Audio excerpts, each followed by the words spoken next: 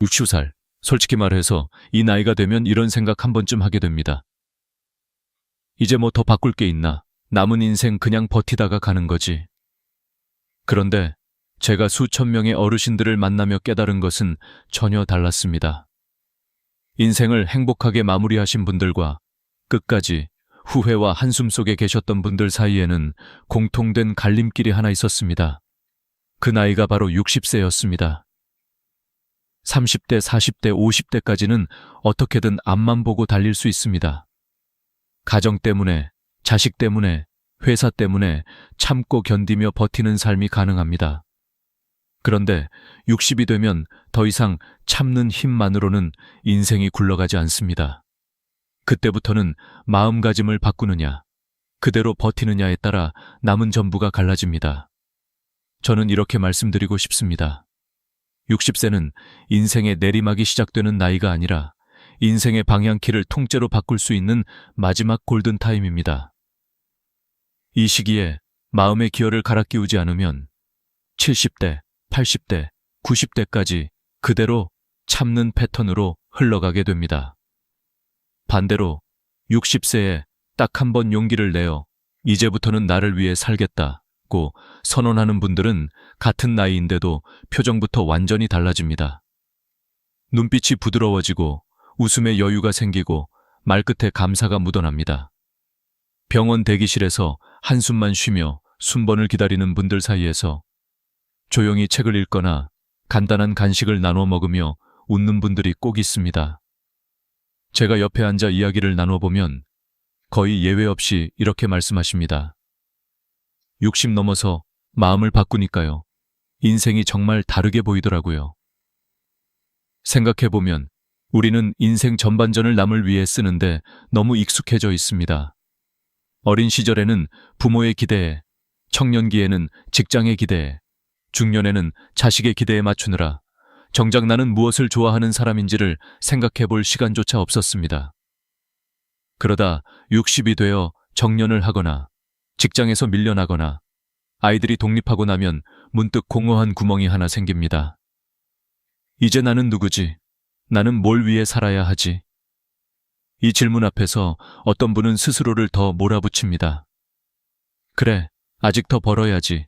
아직 자식들 위해 더 참고 아껴야지. 반면 다른 분은 이렇게 마음을 돌립니다. 이제는 나도 나를 위해 살아도 되지 않을까? 남은 시간만큼은 내 인생의 주인공으로 서보고 싶다. 이 작은 차이가 10년, 20년 뒤 삶의 모습과 표정을 완전히 갈라놓습니다. 제가 기억에 남는 한 할아버지가 계십니다. 60대 초반까지는 늘 인상에 그늘이 드리워져 있었던 분이었습니다. 평생 회사 다니며 가족만 돌봤고 본인은 술 한 잔, 옷 한 벌 마음대로 사본 기억이 없다고 했습니다. 정년을 하고 나서도 자식들 결혼과 손주 교육비를 걱정하며 더 아끼고 또 아끼는 삶을 이어가고 계셨죠. 그런데 어느 날 검진에서 큰 이상은 아니지만 분명한 경고를 받았습니다. 당뇨 초기, 혈압도 높고 콜레스테롤도 꽤 올라가셨습니다. 지금처럼 살면 몇 년 안에 큰 병 오실 수 있어요. 그 말을 들은 그날 밤, 그분은 혼자 생각했다고 합니다. 내가 이 나이까지 이렇게 참고 살았는데 정작 남은 인생은 병원에서 보내면 그게 무슨 의미가 있나. 그리고 조용히 결심했다고 합니다. 지금부터 남은 20년은 나도 나를 위해 써보자. 그 후로 그분은 하루 중 단 1시간이라도 무조건 나를 위한 시간으로 정했습니다. 아침마다 동네를 천천히 산책하고 카페에 앉아 따뜻한 커피 한 잔을 여유롭게 마시고 젊을 때 배우고 싶었던 수채화를 시작했습니다. 자식들에게도 분명히 말했습니다. 이제 아버지는 아버지 인생도 좀 살 거다. 너희 도와줄 수 있는 만큼은 돕지만 내 노후를 다 내어주지는 않을 거야. 처음엔 서운해하는 기색도 있었지만 시간이 지나면서 오히려 자식들이 더 편안해졌습니다. 아버지가 늘 희생만 하는 사람이 아니라 자기 삶을 스스로 책임지는 어른으로 서 있는 모습이 든든했기 때문입니다. 그분은 제게 이렇게 말했습니다. 선생님, 돈을 더 모으는 것보다 표정을 되찾는 게 먼저더라고요. 웃을 수 있게 되니까 병도 덜 무서워졌어요. 이렇듯 60세의 전환점에서 가장 중요한 것은 거창한 계획이 아닙니다. 직장을 다시 잡거나 인생 2막 창업을 하거나 세계 일주를 떠나는 것만이 답은 아닙니다. 진짜 중요한 것은 조용하지만 단단한 선언입니다. 이제부터는 남은 인생을 나답게 살겠다. 그리고 아주 구체적인 질문을 스스로에게 던져보는 것입니다. 내가 정말 좋아하는 건 뭘까? 나를 편안하게 해주는 시간은 언제일까? 나는 누구와 있을 때 가장 내 모습일까? 이 질문에 정답은 없습니다. 누군가는 텃밭을 가꾸는 시간이 행복일 수 있고, 누군가는 동네 목욕탕 다녀오는 길에 따뜻한 공기가 행복일 수 있습니다.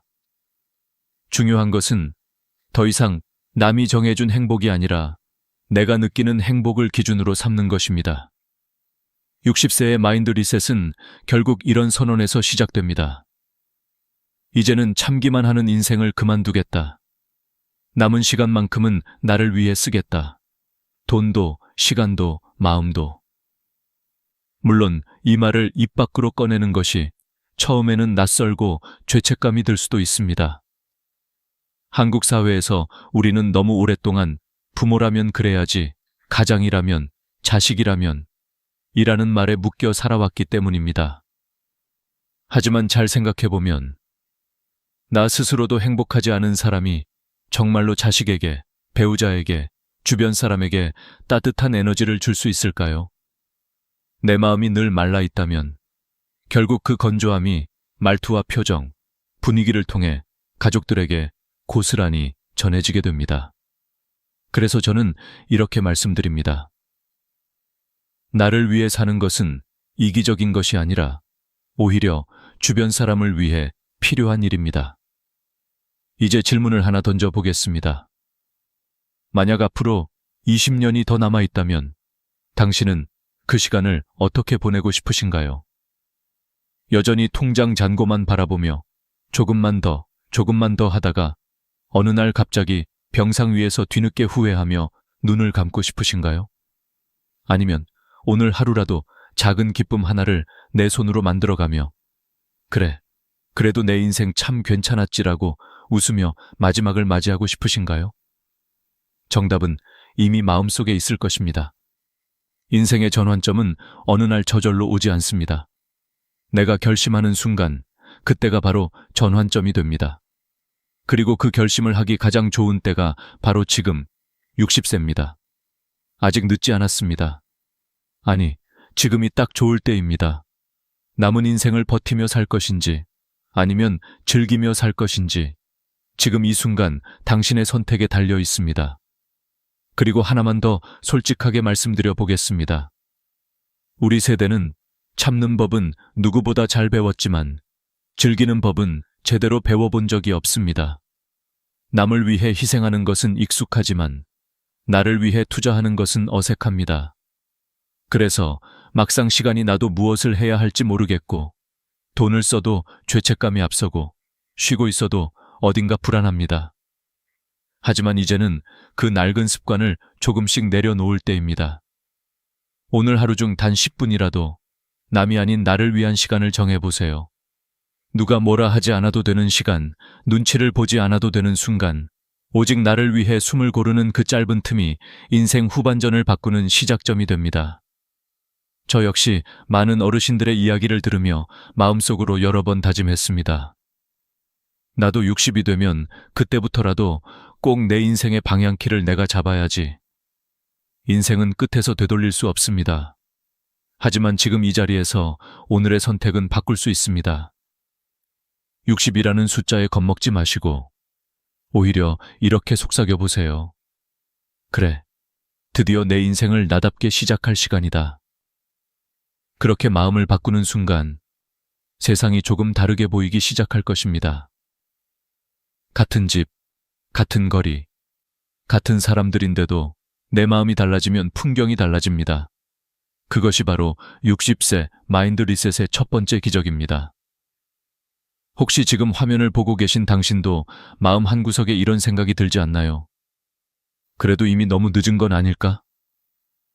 하지만 제가 곁에서 지켜본 바로는 60의 마음을 바꾼 분과 70의 바꾼 분, 80의 바꾼 분 사이에는 분명한 차이가 있었습니다. 이른 나이에 바꾼 분일수록 후회가 적고 더 오래, 더 깊게 행복을 누렸습니다. 그렇다고 70, 80에 바꾸면 의미가 없다는 뜻은 절대 아닙니다. 다만 지금 60을 지나고 있다면 이 말만은 꼭 기억해 주셨으면 합니다. 오늘이 앞으로의 날들 중 가장 젊은 날이다. 그러니 내일로 미루지 말고 언젠가로 미뤄두지 말고 바로 오늘 마음속에서 작은 선언 하나를 해보세요. 이제부터 남은 인생의 주인공은 바로 나다. 그 한 문장이 당신의 70대, 80대, 90대를 완전히 다르게 만들 것입니다. 60세가 넘으면 누구나 한 가지 사실을 깨닫기 시작합니다. 몸도, 마음도, 인간관계도 예전과 같지 않다는 것. 그런데 많은 분들이 이 변화 앞에서 두 가지 길로 나뉩니다. 하나는 계속 예전 방식대로 버티며 살아가는 길, 다른 하나는 이 시기를 전환점으로 삼아 삶의 방향을 바꾸는 길입니다. 이 둘의 차이는 시간이 지날수록 엄청난 격차를 만듭니다. 저는 수많은 노년 환자들을 만나며 분명한 공통점을 보았습니다. 60세의 마음을 바꾼 사람은 70대가 밝고 자유롭고 활기차다. 그러나 60세에 그대로 멈춘 사람은 70대에 더 무겁고 더 외롭다. 사람들은 종종 70세나 80세가 인생의 마지막 기점이라고 생각하지만 실제로는 그렇지 않습니다. 마음과 삶이 본격적으로 방향을 바꾸는 가장 중요한 지점은 바로 60대입니다. 70대가 되면 생각은 많아도 몸이 따라주지 않습니다. 80대가 되면 하고 싶은 의지는 있어도 체력과 집중력이 급격히 떨어집니다. 그래서 지금 60대가 바로 늙지 않고 멋지게 나이 드는 마지막 준비 시기입니다. 이 시기의 가장 큰 특징은 그동안 참고 억눌러 살아온 감정들이 서서히 드러나고 미래에 대한 막연한 두려움이 찾아온다는 점입니다. 그러나 이 감정 변화는 오히려 새로운 출발의 절호의 기회가 됩니다. 왜냐하면 우리는 10대에는 성장을, 40대에는 생존을 위해 살아왔다면 60대부터는 비로소 나답게 사는 법을 배울 수 있기 때문입니다. 인생이라는 큰 여행에서 처음으로 주변의 요구가 아니라 내가 나에게 묻는 삶을 살 수 있는 나이가 바로 지금이기 때문입니다. 특히 60대에는 마인드 리셋이 절대적으로 필요합니다. 지금까지 스스로를 지탱해온 관념들, 참아라, 아껴라, 남을 먼저 챙겨라, 억누르고 살아라. 이 모든 것이 남은 인생에서는 도움이 되지 않습니다. 오히려 이 사고방식들이 노년을 불행하게 만드는 가장 큰 원인입니다. 아무리 건강검진 결과가 좋아도, 아무리 연금이 많아도, 아무리 집안이 안정되어 있어도 마음가짐이 바뀌지 않으면 결국 후회와 한숨만 남습니다. 저는 병원에서 만난 한 68세 어르신의 이야기를 자주 떠올립니다. 그분은 젊어서부터 참 열심히 사셨습니다. 아침 일찍 출근해서 밤늦게까지 일하고 자식들 교육에 매달리고 본인은 한 번도 원하는 것을 생각해 본 적이 없다고 했습니다. 그런데 정년 이후 갑자기 시간이 생기자 모든 것이 허무했다고 고백했습니다. 무엇을 해야 할지도 모르겠고, 무엇을 좋아하는지도 모르겠고, 무엇을 즐겨야 하는지도 감이 없었다고 했습니다. 그때 그분은 이렇게 말했습니다. 평생 남만 위해 살았더니 정작 나를 위해 사는 법을 모르게 되었어요. 이 고백은 많은 60대에게 해당되는 이야기입니다. 그러나 이 어르신은 늦기 전에 결심했습니다. 이제부터라도 나를 위해 살겠다고. 그리고 놀랍게도 단 3개월 만에 표정이 달라졌습니다. 말수가 늘었고 걸음이 가벼워지고 식사량이 좋아졌으며 우울감도 확 줄었습니다. 특별한 치료를 받은 것도 아닙니다. 단지 마음가짐을 바꾼 것뿐입니다. 이것이 바로 마인드셋의 힘입니다. 60세 이후의 삶을 결정짓는 핵심이 바로 이것입니다. 나이가 많아졌으니 무엇이든 포기해야 한다가 아니라 나이가 많아졌으니 무엇이든 자유롭게 시작해도 된다. 이 차이는 인생 후반을 완전히 뒤바꿉니다. 예를 들어 60세에 나는 이제 조용히 살아야지 라고 생각하는 사람은 점점 움직임이 줄고 관계가 줄고 생각이 줄어듭니다. 반대로 이제부터 배우고 즐기고 도전해야지 라고 생각하는 사람은 뇌가 젊어지고 면역력이 높아지고 삶의 만족감이 눈에 띄게 올라갑니다. 실제로 여러 연구에서 60대에 새로운 취미나 사회적 활동을 시작한 사람들은 평균 70년 더 건강하게 산다는 결과도 있습니다. 그렇다면 어떻게 마음을 리셋할 수 있을까요? 제가 수천 명의 환자와 상담하며 얻은 결론은 단순합니다. 쉬운 것부터, 작은 것부터, 당장 오늘부터. 1. 아침에 눈을 뜨면 오늘 내가 즐길 수 있는 일 하나를 선택하기. 2. 남의 시선을 의식해 억누르던 소소한 욕구를 하나 허락하기. 3. 경제적인 죄책감 없이 일주일에 한 번은 나를 위한 소비를 하기. 4. 주변 사람에게 더 솔직한 감정을 표현해보기. 5. 새로운 관계가 두렵더라도 한 번쯤 용기 내 세상 밖으로 나가보기. 이런 작은 마음 변화들이 모여 삶 전체가 변합니다. 그리고 절대 잊지 말아야 할 사실이 있습니다. 60세는 절대로 늙은 나이가 아닙니다. 오히려 가장 젊은 나이입니다. 지금부터의 20년은 단순히 버티며 사는 시간이 아니라 인생에서 가장 지혜롭고 가장 깊고 가장 여유로운 시기가 될 수 있습니다. 저는 90세의 한 할머니께 들었던 말이 있습니다. 인생은 60부터야. 그전엔 준비만 하느라 바빴지. 그 말이 저는 아직도 잊히지 않습니다. 60세의 마인드셋은 결국 이런 데클러레이션입니다. 나는 이제 내 인생을 내 방식으로 살겠다. 이 마음 하나만 바꿔도 70대의 자유, 80대의 평안, 90대의 온화함이 자연스럽게 따라옵니다. 오늘 이 영상을 보고 계신 여러분, 이 말을 꼭 기억해 주세요. 인생 최고의 순간은 아직 오지 않았다. 60세는 끝이 아니라 시작입니다. 이제부터 당신은 인생의 진짜 주인공입니다. 60세를 지나면 누구나 경제와 돈에 대한 생각이 달라지기 시작합니다. 그런데 많은 분들은 이 변화의 신호를 제대로 읽지 못하고 젊을 때의 사고방식 그대로 60대, 70대를 살아갑니다. 그 결과 두 가지 극단적인 후회가 찾아옵니다. 하나는 내가 왜 이렇게 악착같이 모으기만 했을까? 또 하나는 쓸 수 있을 때 좀 쓸걸. 많은 어르신들이 이 두 후회를 반복합니다. 그리고 저는 수천 명의 환자와 상담하며 똑같은 결론을 들었습니다. 60대 경제관념을 바꾸지 않으면 70, 80대는 소비를 하고 싶어도 할 수 없다. 젊을 때는 절약이 미덕입니다. 아이들 교육비, 내 집 마련, 대출, 생활비. 버는 족족 나가니 아끼고 모으는 것이 당연합니다.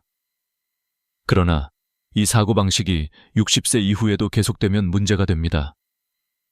이제 자식들은 독립했고 회사에서는 손을 떼었고 몸은 천천히 약해지는 시기입니다. 그런데도 여전히 자신에게 돈 쓰는 것을 죄처럼 여기며 사는 분들이 많습니다. 문제는 시간이 우리를 기다려주지 않는다는 것입니다. 70세가 되면 체력이 떨어지고 75세가 되면 여행은커녕 장거리 이동도 힘들어지고 80세가 되면 기력도 줄고 집중력도 떨어지며 85세부터는 치매나 거동 불편이 본격적으로 시작됩니다. 그리고 그때는 돈이 있어도 마음대로 쓸 수가 없습니다. 식욕이 줄고 여행이 힘들고 새로운 경험을 하고 싶어도 의지가 따라주지 않습니다. 결국 남는 것은 그때 해볼 걸이라는 아쉬움뿐입니다. 그래서 최고의 노년 전문가들은 한 목소리로 말합니다. 돈은 건강할 때, 감각이 있을 때, 즐거움을 느낄 수 있을 때 써야 가치가 있다. 저는 실제로 이런 환자를 만난 적이 있습니다.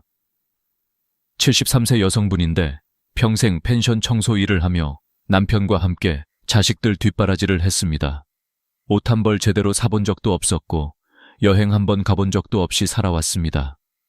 그렇게 참고 또 참으며 모은 돈이 1억이 넘었습니다. 그런데 남편이 돌아가시고 본인 역시 무릎 관절이 망가져 거동이 불편해지자 쓰고 싶어도 쓰지 못하는 몸이 되었습니다. 그분은 눈물을 흘리며 말했습니다. 돈을 모으느라 내 젊음을 통째로 바쳤는데 정작 쓸 수 있을 땐 내 몸이 없네요. 이 이야기는 특별한 사례가 아니라 한국에서 너무 흔한 현실입니다. 그래서 60세에 가장 먼저 바꿔야 하는 마인드가 바로 경제관념입니다. 돈을 모으는 데 집중하던 삶에서 이제는 돈을 사용하는데 의미를 두는 삶으로 전환해야 합니다. 물론 무분별하게 쓰라는 뜻이 아닙니다. 남은 인생을 풍요롭게 하는데 돈을 쓰라는 뜻입니다. 예를 들어 이런 지출은 절대 낭비가 아닙니다. 건강을 챙기는 데 드는 비용, 몸의 편안함을 위한 가구, 식단, 보조기구, 감정을 풍요롭게 하는 경험, 여행, 공연, 전시, 취미, 가족과의 따뜻한 식사, 나를 위해 사는 작은 사치. 이런 지출은 나이가 들수록 삶의 질을 획기적으로 높여주는 투자입니다. 반대로 이런 지출은 늦기 전에 과감히 줄여야 합니다. 자식의 경제 문제를 해결해주기 위한 무리한 지원, 손주에게 과하게 쓰는 돈, 체면 때문에 쓰는 비용, 의무감에서 하는 경조사 비용. 부모가 자식에게 해줄 수 있는 최고의 선물은 집 한 채도 거액의 유산도 아닙니다. 태산 같은 희생을 남기는 부모가 아니라 마지막까지 자기 인생을 즐기고 행복하게 살았던 부모의 기억입니다. 저는 치매 어르신들의 가족 상담을 할 때 이런 장면을 많이 봅니다. 가족들은 이렇게 말하곤 합니다. 엄마가 젊을 때 하고 싶은 걸 좀 하시지. 다 자식만 챙기시다 이렇게 되셨어요. 아버지가 평생 참고 모은 돈, 결국 요양비로 다 쓰고 계세요. 이 말은 과장이 아닙니다. 실제로 노인 장기요양보험 제도가 있어 많은 어르신들이 시설 비용을 연금으로 충당할 수 있습니다. 결국 많은 분들이 아끼고 모은 것을 지금 자신이 누리지 못한 채 생애 끝에서 사용하게 됩니다. 그렇다면 이 질문을 스스로에게 던져보아야 합니다. 나는 내가 즐기기 위해 살 것인가? 남을 위해 인생을 다 쏟아부을 것인가? 자식을 사랑하지 말라는 것이 아닙니다. 하지만 자식의 삶은 자식의 몫, 그리고 나의 삶은 나의 몫입니다. 부모가 지나치게 자식을 책임지려 하면 결국 두 사람 모두 불행해집니다. 부모는 자신의 인생을 잃고 자식은 스스로 설 기회를 잃습니다. 진정한 사랑은 서로 독립시키는 것입니다. 따라서 60대 이후의 경제 마인드는 이렇게 바뀌어야 합니다. 1. 내 인생의 마지막 20년을 풍요롭게 하는데 돈을 쓴다. 2. 자식 문제는 사회 시스템과 본인의 능력에 맡긴다. 3. 돈은 모으는 것이 아니라 순환시키며 쓰는 것이다. 4. 건강 경험 관계에 투자하는 소비는 아끼지 않는다. 남의 시선보다 내 만족감을 기준으로 소비를 결정한다. 특히 제 환자들 중 가장 행복한 노년을 보내는 분들의 공통점이 있었는데 그들은 하나같이 이렇게 말했습니다. 돈은 써야 가치가 생긴다. 안 쓰면 숫자일 뿐이다. 한 가지 기억해 주세요. 나이가 들면 가장 소중한 것은 돈이 아니라 시간입니다. 그리고 그 시간은 생각보다 훨씬 빨리 지나갑니다. 60세 이후에 20년은 길지 않습니다. 그러니 지금이 바로 내가 원하는 삶에 돈을 쓰는 연습을 시작할 때입니다. 그리고 마지막으로 저는 이렇게 말씀드리고 싶습니다. 절약은 젊을 때의 습관이고 행복은 나이 들어 배우는 기술이다. 여러분의 노년이 풍요롭고 아름다워지길 진심으로 바랍니다. 돈을 쓰는 것이 사치가 아니라 남은 인생을 사랑하는 가장 솔직한 방식입니다. 60세 이후의 삶을 결정짓는 또 하나의 중요한 요소는 건강에 대한 마음가짐입니다. 많은 사람들이 이 시기에 건강검진, 각종 수치, 의사의 말 한마디에 지나치게 민감해지고 작은 통증 하나에도 극도로 불안해합니다. 물론 건강을 챙기는 것은 매우 중요합니다. 하지만 문제는 대부분의 사람들이 건강을 관리하는 것이 아니라 건강을 통제하려고 한다. 는 데 있습니다. 그리고 이 통제 욕구는 오히려 노년을 더 힘들게 만듭니다. 저는 병원에서 60대, 80대 환자들을 만나며 반복해서 들은 말이 있습니다. 의사 말대로 약도 다 먹고 음식도 조절하고 운동도 했는데 왜 더 피곤하죠? 이 질문에는 공통된 심리가 숨어 있습니다.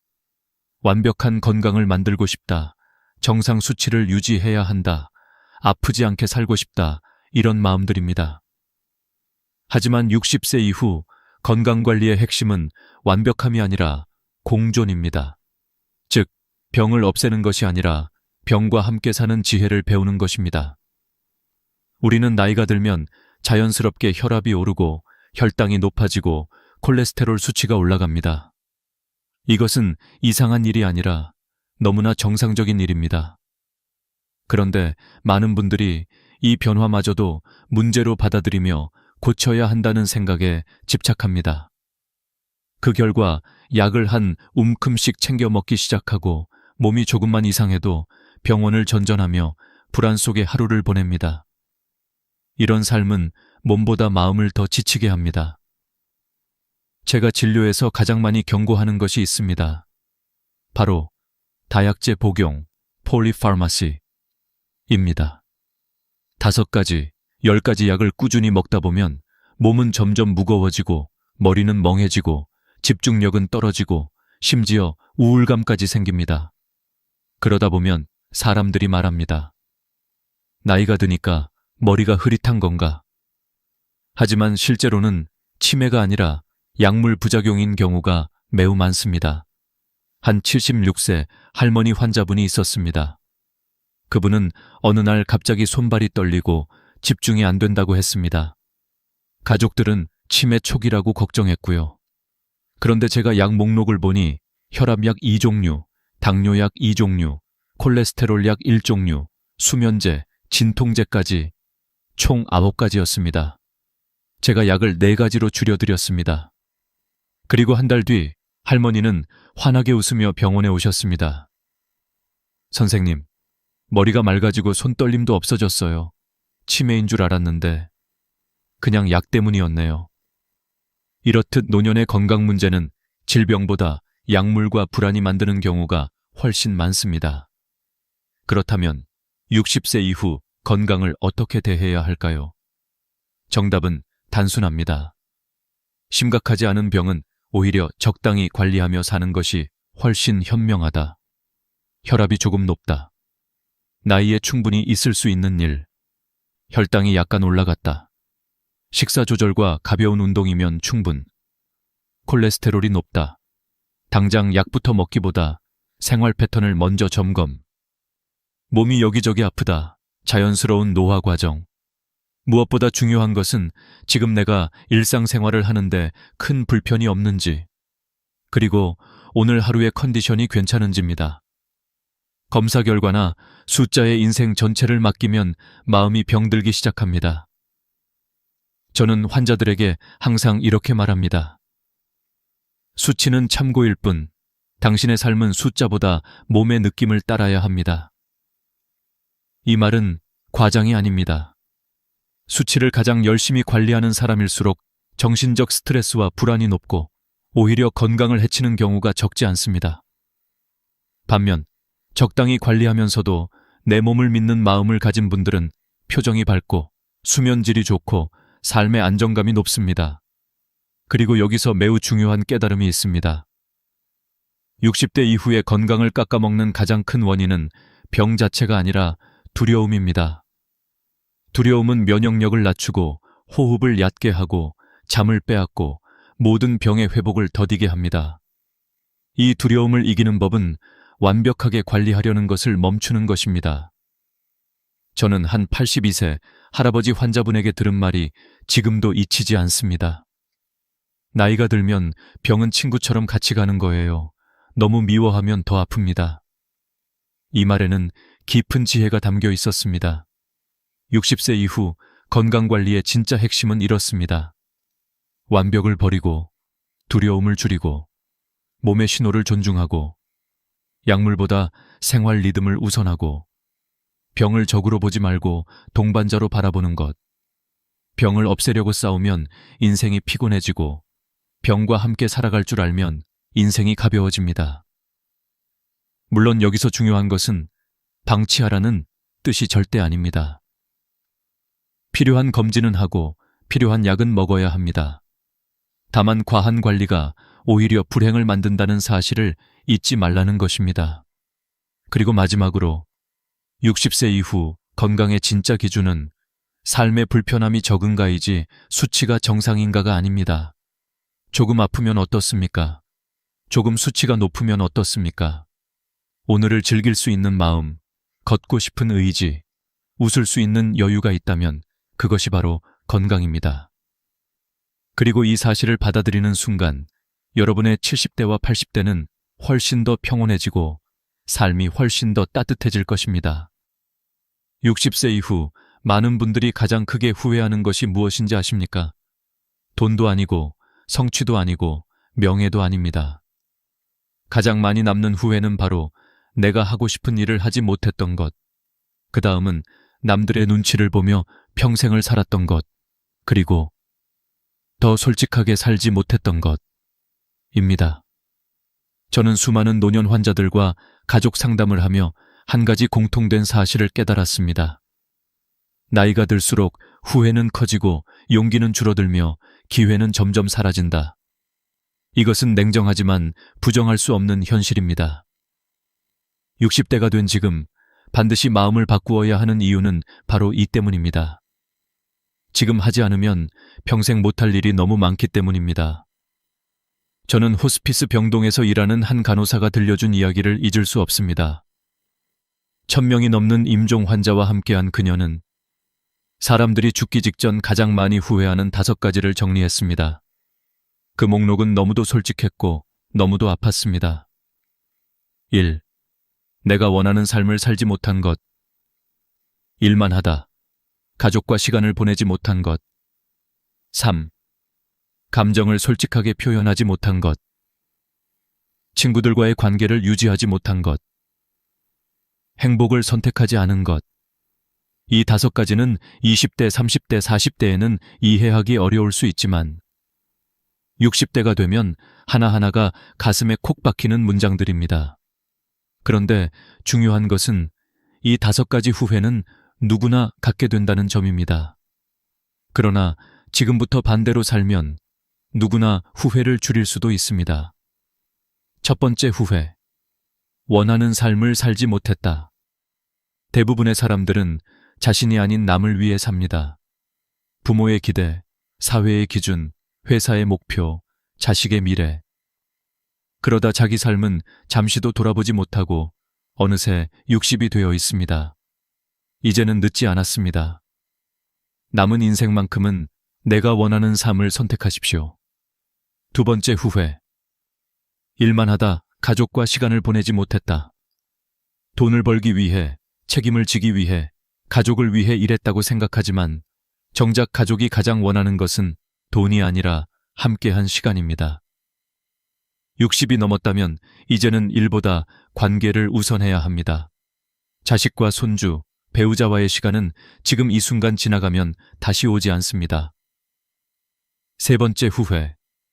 감정을 표현하지 못했다. 한국의 많은 어르신들이 가장 어려워하는 것이 바로 표현입니다. 고마움, 사랑, 미안함, 속상함. 이 모든 감정을 마음속에만 묻어두었다가 마지막 순간이 되어서야 후회합니다.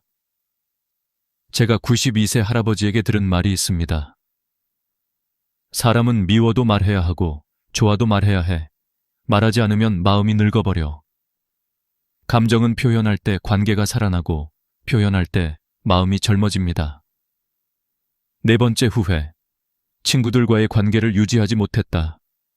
나이가 들수록 우리는 가족보다 친구를 더 그리워합니다. 우정을 이해하고 나이를 이해하고 인생을 이해하는 건 가족이 아니라 친구이기 때문입니다. 고령 환자들이 가장 많이 하는 말은 이것입니다. 친구들 얼굴이 갑자기 보고 싶어요. 하지만 나이가 들수록 먼저 연락하는 사람이 줄어들고 그렇게 관계는 조용히 끊어져 갑니다. 지금이라도 전화하십시오. 간단한 문자 한 통이면 충분합니다. 잘 지내? 이 5글자가 외로움을 막는 최고의 예방약입니다. 5번째 후회. 행복을 선택하지 않았다. 많은 사람들은 행복을 결과라고 생각합니다. 성공하면 행복해지고, 돈을 벌면 행복해지고, 자식이 잘 되면 행복해진다고 생각합니다. 하지만 임종을 앞둔 사람들은 이렇게 말합니다. 행복은 선택이었어요. 내가 선택하지 않아서 불행했던 거지. 행복은 상황이 아니라 태도입니다. 동일한 상황에서도 어떤 사람은 감사하고 어떤 사람은 불만스럽습니다. 이 차이는 삶의 질을 극적으로 바꿉니다. 그렇다면 60대 이후에는 어떻게 살아야 할까? 간단합니다. 후회와 반대로 살면 됩니다. 남 눈치 보지 말고 하고 싶은 일을 하세요. 일보다 인간관계를 앞세우세요. 사랑한다, 고맙다, 보고 싶다. 표현하세요. 친구에게 먼저 연락하세요. 행복을 선택하세요. 행복은 찾는 것이 아니라 결정하는 것입니다. 그리고 이 결정은 오직 당신만이 내릴 수 있습니다. 이제 남의 인생을 살아주는 삶은 끝내십시오. 이제부터는 늦지 않았습니다. 당신의 삶을 되찾을 수 있습니다. 후회를 줄이는 길은 어렵지 않습니다. 지금 이 순간 하고 싶은 것 하나를 선택하는 것에서 시작합니다. 마지막으로 제가 만난 98세 할머니가 하신 말을 전해드리고 싶습니다. 슬픔도 많았고 아픔도 많았지만 그래도 웃으며 살아보려고 애쓴 날들이 결국 내 인생이더라. 그분의 미소는 세상 무엇보다 아름다웠습니다. 60세 이후의 인생은 결코 늦은 시간이 아닙니다. 오히려 가장 깊고 가장 진짜다운 인생이 시작되는 순간입니다. 여러분도 이 순간을 놓치지 않기를 바랍니다. 60세를 지나 70대에 접어드는 순간, 인생은 또 한 번 조용히 갈라집니다. 누군가는 의욕을 잃고 모든 일을 내려놓으며 조용히 늙어가고 또 누군가는 갑자기 삶이 더 재밌어졌다고 말합니다. 이 둘의 차이는 단순한 운도 아니고 특별한 능력도 아닙니다. 바로 자기만의 세계를 가진 사람인가 아닌가의 차이입니다. 제가 수많은 70대와 80대 어르신들을 만나면서 내린 결론은 아주 명확했습니다. 70대에 빛나는 사람들은 60대부터 자기 세계를 지켜온 사람들이다. 이 자기 세계란 거창한 것이 아닙니다. 하루에 10분 책을 읽는 사람, 작은 텃밭을 가꾸는 사람, 조용히 동네 산책을 즐기는 사람, 바둑 두는 사람, 글을 쓰거나 라디오를 듣는 사람. 이런 작은 나만의 시간이 쌓여서 70대, 80대의 삶을 지탱하는 힘이 됩니다. 반대로 60대에 귀찮다, 피곤하다, 이제 뭘 해? 하며 손을 놓아버리면 70대가 되었을 때는 다시 시작할 힘이 거의 남아있지 않습니다. 사람은 나이가 들수록 몸보다 마음이 먼저 늙습니다. 마음이 늙으면 의욕이 사라지고 의욕이 사라지면 삶은 순식간에 건조해집니다. 그렇기 때문에 60대에 꼭 해야 할 일은 단 하나, 나를 설레게 하는 작은 세계를 하나 만들거나 지키는 것. 제가 기억하는 72세 할아버지가 있습니다. 직업은 평범한 회사원이었고 취미랄 것도 없이 일만 하다 정년을 맞았습니다. 처음엔 내 나이에 뭘 시작해? 라며 무기력해 했지만 어느 날 우연히 동네 작은 서점에서 열리는 글쓰기 모임에 참여했습니다. 첫날엔 어색하고 부끄러워서 거의 말도 못했습니다. 그런데 이상하게도 그 자리가 좋았다고 합니다. 그렇게 매주 한 번씩 참석한 글쓰기 모임이 어느새 그의 일상의 중심이 되었습니다. 3개월 뒤 그분은 표정이 변했습니다. 6개월 뒤 목소리가 밝아지고 걸음걸이가 빨라졌습니다. 1년 뒤 본인의 에세이 책을 자비 출판까지 했습니다. 그분이 제게 어떤 말을 했는지 아십니까? 선생님, 70대가 이렇게 재미있는 줄 몰랐습니다. 이 말을 들을 때마다 저는 확신합니다. 행복한 노년은 우연이 아니라 준비된 노년이다. 또 다른 78세 아주머니는 30년 동안 음식점에서 일하느라 단 하루도 쉬어본 적이 없었습니다. 정년 후 갑자기 공허함이 찾아와 우울증 초기 진단까지 받았죠. 그러던 중 복지관에서 하는 초보 요가 수업을 우연히 듣게 되었고, 운동을 해본 적도 없는데 내가 뭘 하겠어? 라며 반신반의하면서도 참석해 봤다고 합니다. 그런데 신기하게도 딱 10분의 호흡 명상이 그녀의 마음을 바꾸기 시작했습니다. 지금 이 아주머니는 일주일에 3번 요가를 합니다. 옷도 달라졌고 말투도 부드러워지고 허리 통증도 줄었으며 무엇보다 표정이 10년은 젊어졌습니다. 그녀가 한 말도 인상 깊었습니다. 평생 남만 챙기다 내 몸 한번 들여다보니 내가 너무 불쌍하더라고요. 그래서 이제라도 나를 챙기고 있습니다. 이 두 분의 공통점은 단 하나입니다. 70대의 인생은 활동량이 아니라 의욕이 결정한다. 그러나 의욕은 그냥 생기지 않습니다. 60대부터 쌓아온 작은 취미, 작은 습관, 작은 즐거움이 70대의 삶을 지탱하는 힘이 됩니다. 이쯤에서 중요한 진실 하나를 말씀드리겠습니다. 나이가 들수록 빨리 걷는 것보다 꾸준히 걷는 사람이 건강하다. 크게 웃는 것보다 자주 미소 짓는 사람이 오래 산다. 무리한 운동보다 즐기는 활동을 하는 사람이 더 젊게 늙는다. 그리고 이 모든 것은 60대부터 시작됩니다. 바로 지금 나만의 세계를 만들어야 하는 이유 사람은 나이가 들면 사회적 관계가 줄고 역할이 줄고 책임도 줄어듭니다. 이 상황을 어떤 사람은 해방으로 느끼고 어떤 사람은 버림받음으로 느낍니다. 차이는 어디서 생길까요? 바로 내 삶의 중심축이 밖에 있는가, 안에 있는가에서 갈립니다. 젊을 때의 중심축은 대부분 밖에 있습니다. 직장, 가족, 사회적 역할, 인간관계. 하지만 60세 이후에는 외부 중심축이 무너집니다. 그때 남는 것은 한 가지뿐입니다. 내 안의 세계. 이 세계가 풍부한 사람은 외로움에 휘둘리지 않고 세상이 조용해져도 마음이 공허하지 않습니다. 반면 이 세계가 비어있는 사람은 늙음과 함께 무너집니다. 그래서 60대는 단순한 나이가 아니라 인생의 고요한 재정비 기간입니다. 젊을 때 놓쳤던 관심사, 하고 싶었지만 시간이 없었던 일들, 만나고 싶었지만 용기가 없었던 사람들, 그리고 잊고 지내던 나 자신과의 관계. 모든 것을 천천히 다시 세우는 시기입니다. 80세, 90세가 밝고 행복해지는 비밀. 저는 많은 장수 어르신을 보며 하나의 공통점을 찾았습니다. 그들은 모두 하루를 즐기는 능력을 가지고 있었습니다. 그 능력은 절대 저절로 생기지 않습니다. 40대에 생기는 것도 아니고 50대에 충동적으로 생기는 것도 아닙니다. 60대 때부터 천천히 만들어지는 능력입니다. 좋아하는 음악 한 곡, 매일 마시는 따뜻한 차, 산책하며 마주치는 같은 동네 사람, 오랫동안 쓰던 나만의 작은 도구들, 취미방의 책상에 놓인 낡은 연필, 일주일에 한 번 참여하는 동아리 모임, 일기장 한 장을 채우는 10분.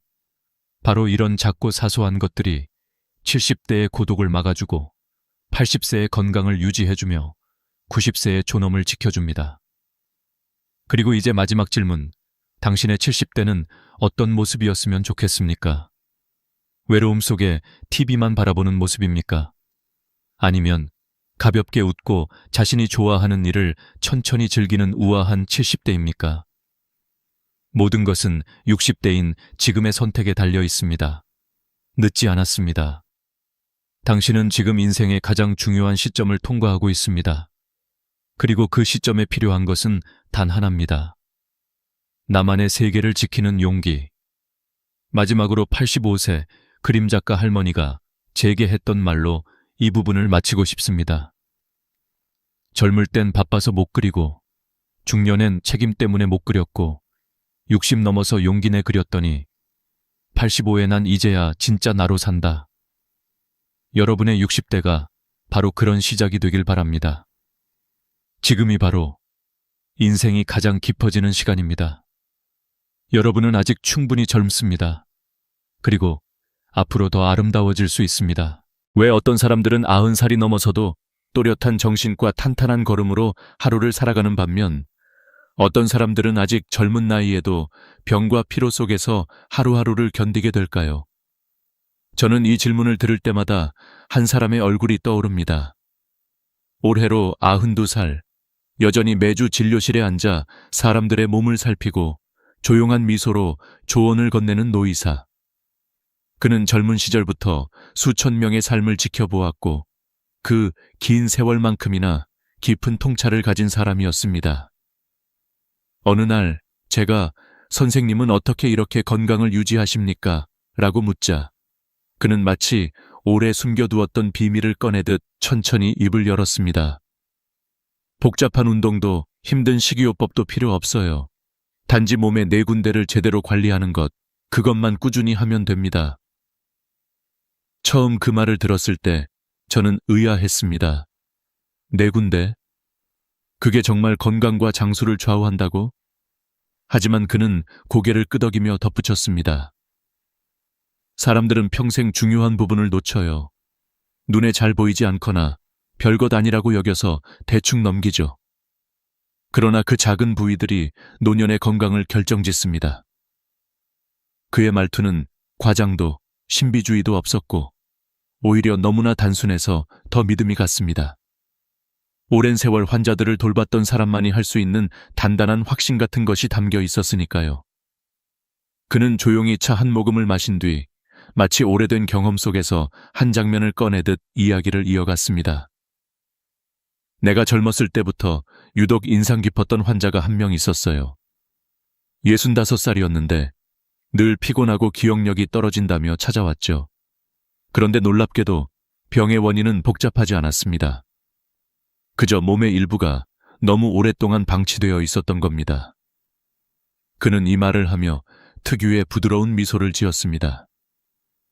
사람들은 큰 병만 걱정하지만 정작 건강을 무너뜨리는 건 작은 무시입니다.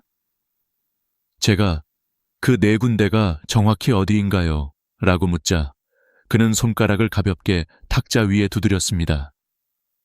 그 동작은 지금 바로 다 말하지는 않겠다는 듯 했습니다. 지금 다 알려드리면 흥미가 떨어질 거예요.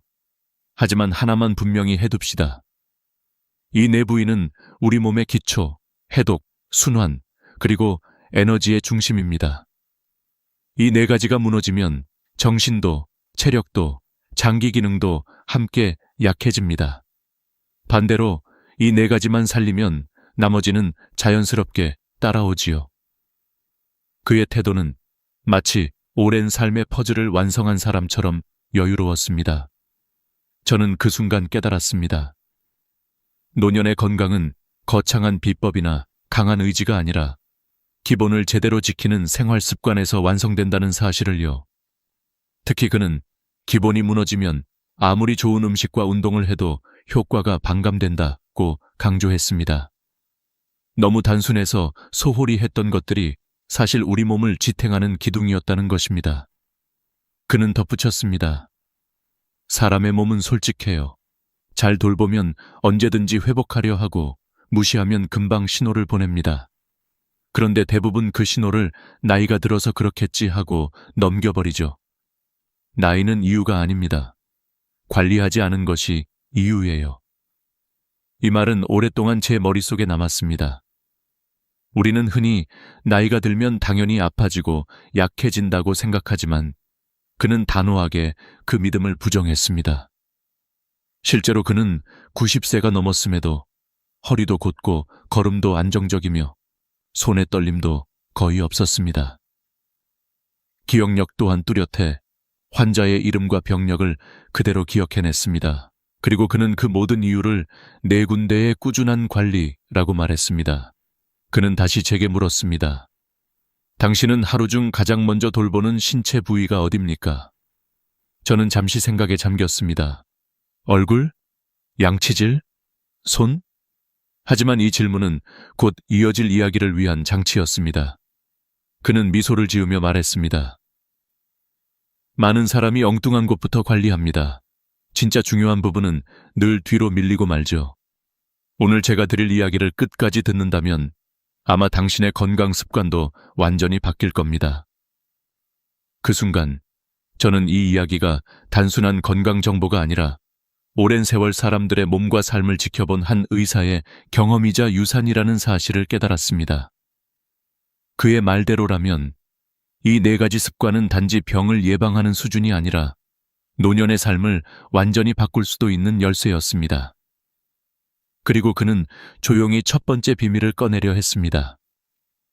나이가 들수록 가장 먼저 약해지고 가장 자주 무시되지만 사실은 건강의 기초가 되는 곳, 그가 모든 장수의 시작점이라고 부른 그 부위. 이제 그 이야기가 시작됩니다. 나이가 들수록 가장 먼저 약해지고 동시에 가장 소홀히 다루는 곳. 의사는 그것을 몸의 뿌리라고 불렀습니다. 그리고 그는 천천히 단어 하나를 꺼냈습니다. 발입니다. 너무도 단순해서 순간 말문이 막혔습니다. 하지만 그 단순함 속에 평생의 통찰이 숨어 있었습니다. 그는 조용히 발을 가리키며 말했습니다. 나무가 튼튼하게 자라려면 뿌리가 가장 먼저 건강해야 하지요. 사람도 똑같습니다. 발이 약해지면 몸 전체가 흔들립니다. 사실 많은 노년층이 피곤함, 불면, 다리 저림, 균형감, 저하를 나이 탓이라고 생각합니다. 그러나 그는 고개를 저었습니다.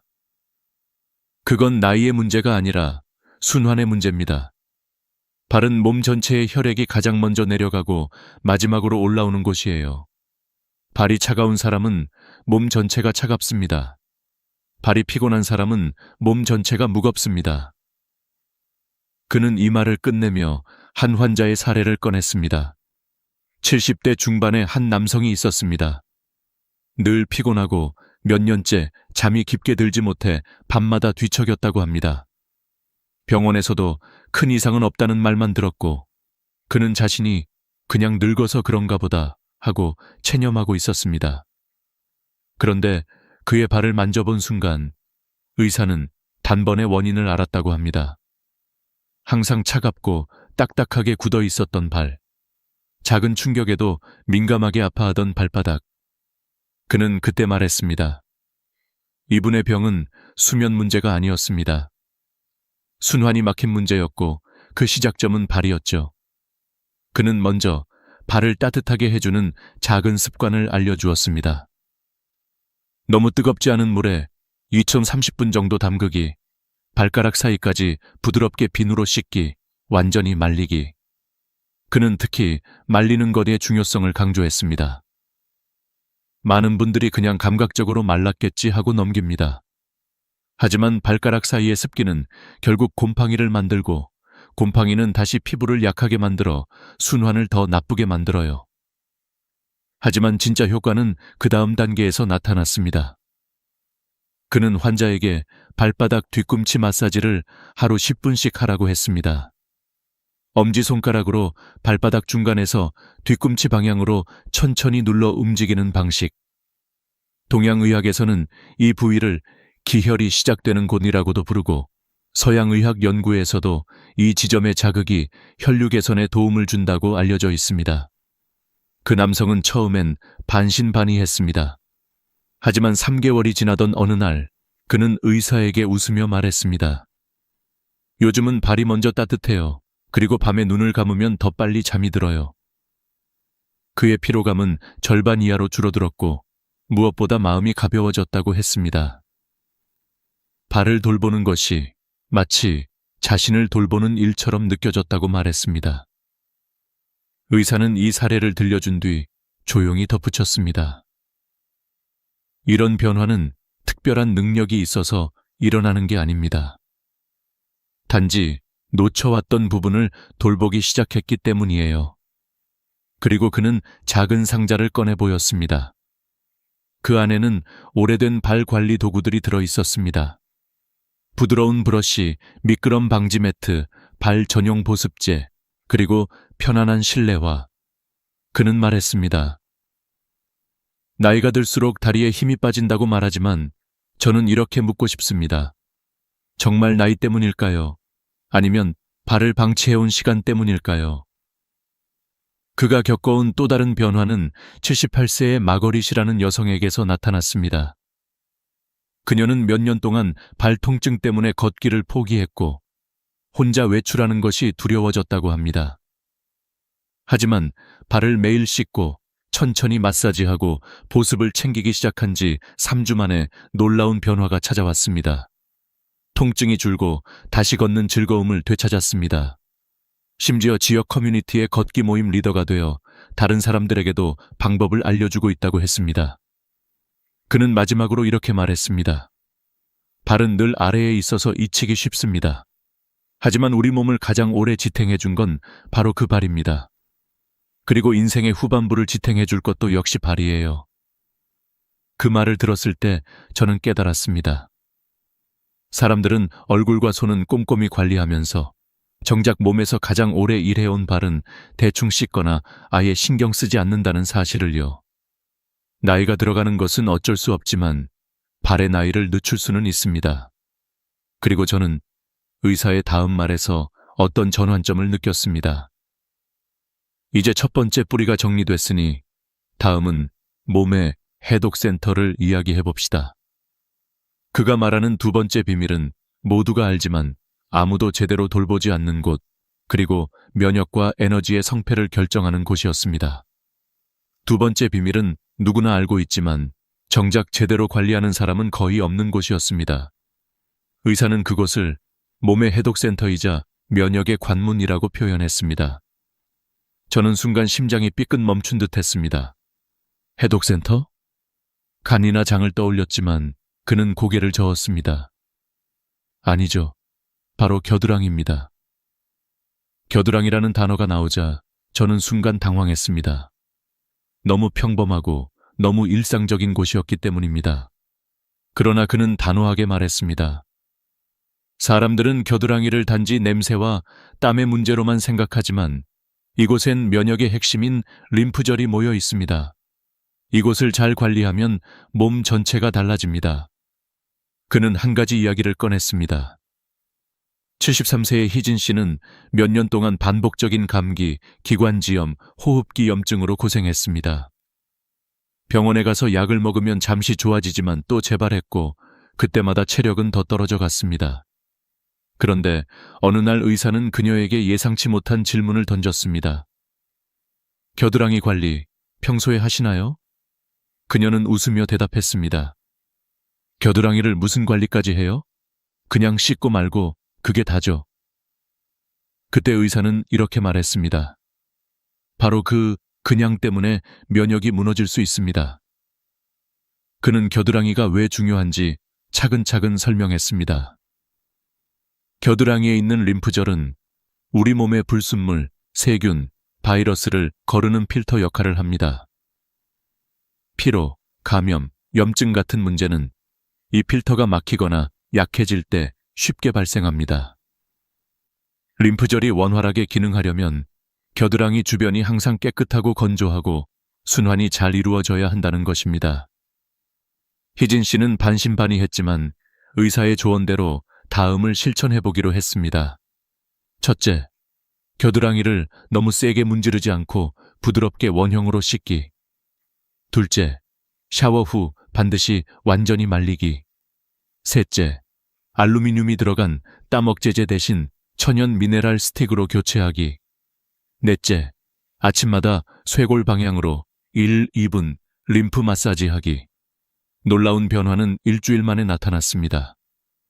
그녀는 더 이상 아침마다 목이 칼칼하거나 기침으로 잠에서 깨지 않았고 한 달 뒤에는 감염이 거의 발생하지 않았습니다.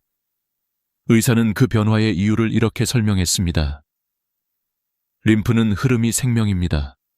그리고 흐름을 만들기 위해선 청결, 건조, 그리고 부드러운 자극이 필요합니다.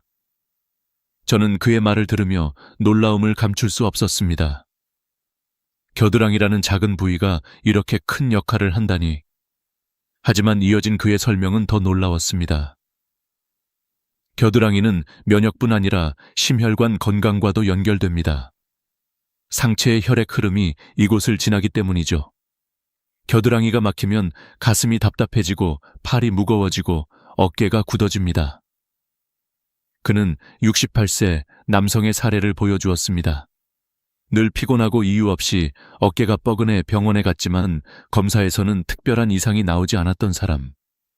그런데 그가 매일 겨드랑이 마사지를 시작하고 천연 성분 제품으로 바꾼 뒤 딱 2주 만에 어깨 가동 범위가 넓어지고 에너지가 증가했습니다.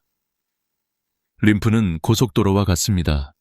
막히면 정체가 생기지만 흐름만 살려도 몸은 금방 살아납니다.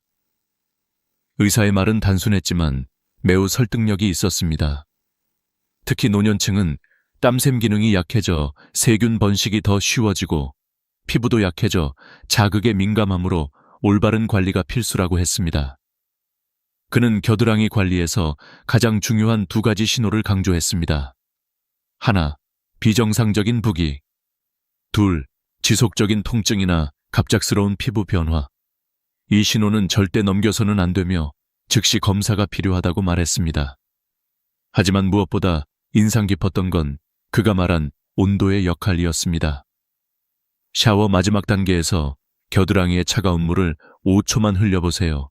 림프가 깨어납니다. 그리고 세균 증식도 줄어듭니다. 이 작은 동작만으로도 림프 기능이 상당히 활성화된다고 했습니다. 그는 마지막으로 이렇게 말했습니다.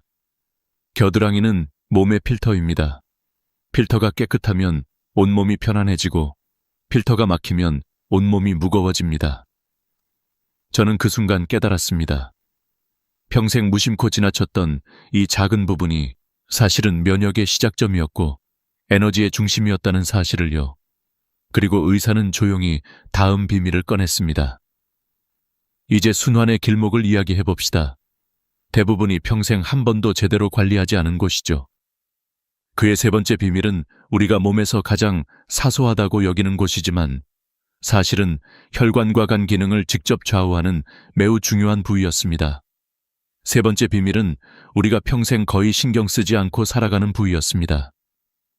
눈에 잘 띄지 않고 특별히 아프지도 않아서 대부분은 이곳을 신경 쓸 필요 없는 곳이라고 생각합니다.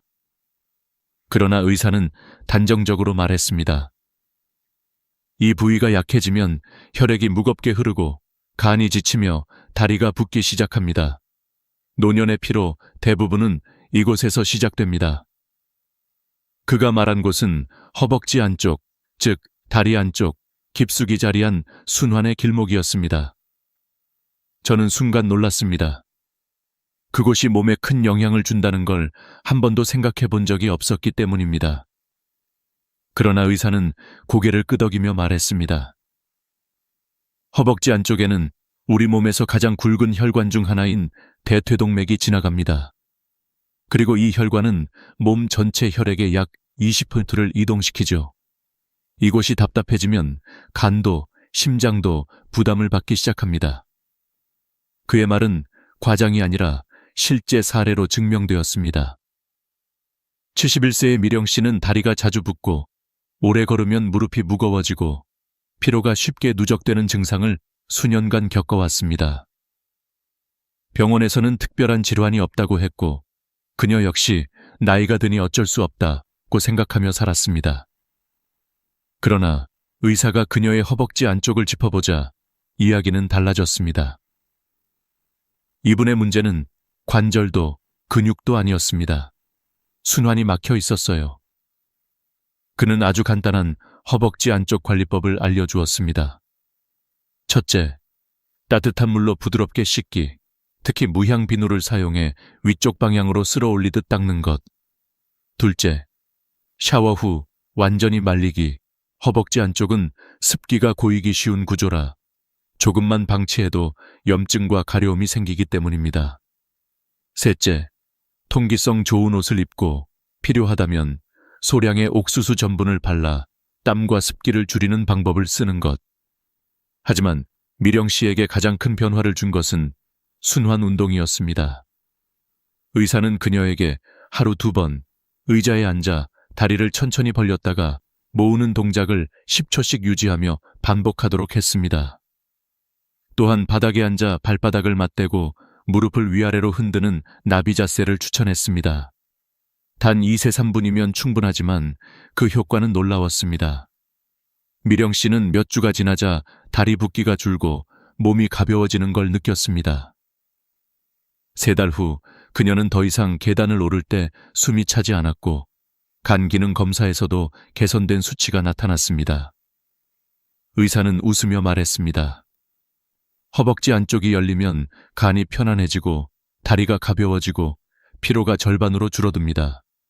이 길목을 막아두면 아무리 좋은 음식을 먹어도 효과가 반감되죠. 그의 경험은 또 다른 사례에서도 드러났습니다. 76세의 동우 씨는 여름만 되면 허벅지 안쪽에 홍조와 자극이 찾아와 고통을 겪었습니다. 그는 여러 연고를 발라보았지만 일시적 완화만 있을 뿐 근본적인 해결은 되지 않았습니다. 그러나 의사가 알려준 3단계, 부드러운 세정, 건조, 통기성, 좋은 옷을 실천한 후 그는 몇 년 만에 처음으로 편안한 여름을 보낼 수 있었다고 말했습니다. 의사는 허벅지 안쪽 관리에서 가장 중요하게 강조한 것이 습기 제거였습니다. 습기는 피부의 적이자 순환의 적입니다. 특히 나이가 들면 땀이 말리는 속도가 느려져서 더 쉽게 자극이 생깁니다. 그는 또한 간단한 마사지 팁도 알려주었습니다. 저녁에 잠들기 전 손바닥으로 허벅지 안쪽을 아래에서 위로 쓸어 올리는 것. 이 동작은 혈액 흐름을 부드럽게 돕고 하루 종일 쌓인 부종을 빼는 데 도움이 됩니다. 그는 잠시 말을 멈추더니 이렇게 덧붙였습니다. 이 부위를 관리하는 건 단순히 불편함을 줄이는 문제가 아닙니다. 삶의 질을 높이는 문제입니다. 허벅지 안쪽이 건강해지면 다리가 가벼워지고 움직임이 부드러워지고 심지어 기력도 달라집니다. 그의 설명을 듣는 동안 저는 깨닫기 시작했습니다. 건강을 무너뜨리는 건 항상 큰 병이 아니었습니다. 오히려 사소한 불편함, 작은 자극, 잠깐의 무시가 쌓여 몸의 균형을 흐트러뜨리고 있었던 것입니다. 의사는 말했습니다. 흔히들 간이 나빠지면 술 때문이라고 생각하지만 간이 피곤한 진짜 이유는 막혀있는 순환일 가능성이 매우 높습니다. 그리고 그 순환은 허벅지 안쪽이 결정합니다. 그는 마지막으로 이렇게 강조했습니다. 하루 2번, 3분이면 충분합니다. 허벅지 안쪽이 열리면 몸의 피가 부드럽게 흐르고 마음까지 가벼워집니다. 그 말을 들은 순간 저는 다음 이야기가 더 궁금해졌습니다. 발과 겨드랑이가 몸의 뿌리와 해독을 담당한다면 순환의 다음 단계는 어디일까? 그리고 남은 마지막 관문은 무엇일까? 의사는 조용히 미소를 지으며 4번째 비밀을 소개하려는 듯 말을 이었습니다. 이제 몸의 에너지가 흐르는 통로를 이야기해봅시다. 나이가 들수록 가장 빨리 굳어지는 곳, 하지만 잘만 관리하면 정신까지 또렷해지는 곳입니다. 그리고 이어진 그의 설명은 지금까지 중 가장 놀라웠습니다. 4번째 비밀은 우리가 나이가 들수록 가장 먼저 불편해지고 가장 자주 원래 그런가 보다 하고 넘겨버리는 곳이었습니다. 의사는 그것을 몸의 에너지 통로이자 정신의 스위치라고 표현했습니다. 그는 천천히 등을 손가락으로 가리키며 말했습니다. 등과 두피는 단순한 살갗이 아닙니다. 이 두 곳은 신경계 전체와 연결된 발전소예요. 여기가 굳으면 몸이 피곤해지고 여기가 살아나면 정신이 또렷해집니다. 저는 그 말이 다소 과장처럼 들렸지만 그의 사례를 들으며 생각이 완전히 바뀌었습니다. 그는 75세의 별씨 이야기를 꺼냈습니다. 평생 활발하게 살아왔던 그녀는 어느 순간부터 기억력이 떨어지고 등 허리가 뻣뻣해져 아침마다 몸을 펴는데 고통을 느꼈습니다. 병원 검사에서는 뚜렷한 이상이 없었고 그녀는 나도 이제 나이가 들었구나 하고 체념하고 있었습니다. 그러나 의사는 그녀의 등을 살짝 눌러보는 것만으로 문제를 파악했다고 했습니다. 이분은 허리가 굳어서가 아니라 모세혈관 흐름이 약해져 뇌로 가는 혈류 공급이 떨어지고 있었던 겁니다. 의사는 첫 단계로 등 세정법을 알려주었습니다.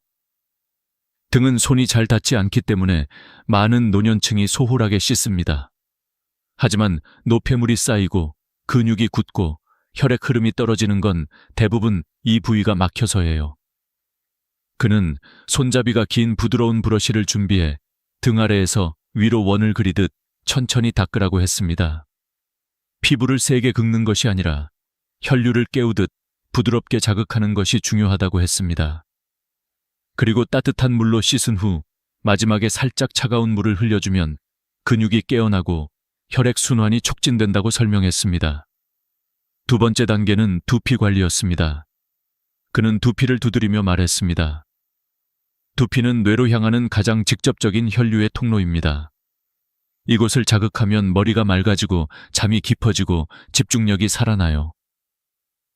별 씨는 처음엔 반신반의했지만 의사의 조언대로 샴푸할 때 손톱이 아닌 손가락 끝으로 두피를 천천히 눌러 마사지하기 시작했습니다. 아침에는 1분, 저녁에는 2분. 너무 간단해서 이게 정말 도움이 될까 싶었지만 한 달 후 그녀는 놀라운 변화를 경험했습니다.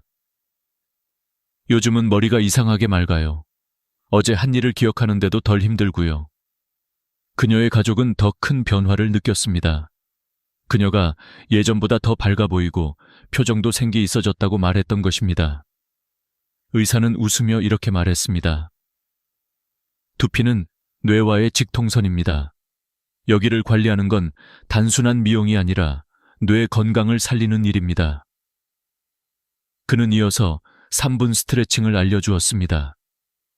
벽에 등을 기대고 서서 어깨를 천천히 뒤로 5번 굴리고 양손을 허리에 둔 뒤 상체를 좌우로 천천히 돌리는 동작. 이 운동은 굳은 등 근육을 풀어주고 척추의 움직임을 부드럽게 만들어주는 효과가 있습니다. 이런 간단한 관리만으로도 많은 노년층에서 균형감이 좋아지고 넘어짐 위험이 크게 줄어듭니다. 그는 또 한 명의 환자 이야기를 들려주었습니다. 82세의 리준 씨는 수년간 허리 뻣뻣함과 수면장애로 고생했습니다. 그는 여러 병원을 다녔지만 근본 개선은 없었습니다. 그러나 의사가 권한 저녁 두피 마사지와 등 가벼운 이완 운동을 시작한 지 3주 만에 그는 단단한 허리가 부드러워지고 밤에 깨는 횟수가 줄었다고 했습니다. 몇 년 만에 이렇게 푹 잤어요. 그는 감격한 표정으로 말했다고 합니다. 저는 의사의 설명을 들으며 이 모든 변화가 왜 일어나는지 궁금했습니다. 그는 차분한 목소리로 말했습니다. 나이가 들면 뇌로 가는 혈류량이 자연스럽게 감소합니다. 그런데 두피와 등을 통해 그 통로를 자극하면 뇌는 다시 깨어납니다. 뇌가 깨어나면 몸이 따라오고 몸이 따라오면 삶이 바뀝니다. 그는 또한 경고했습니다. 노년층에게서 등과 두피가 보내는 중요한 신호는 다음과 같다고 했습니다.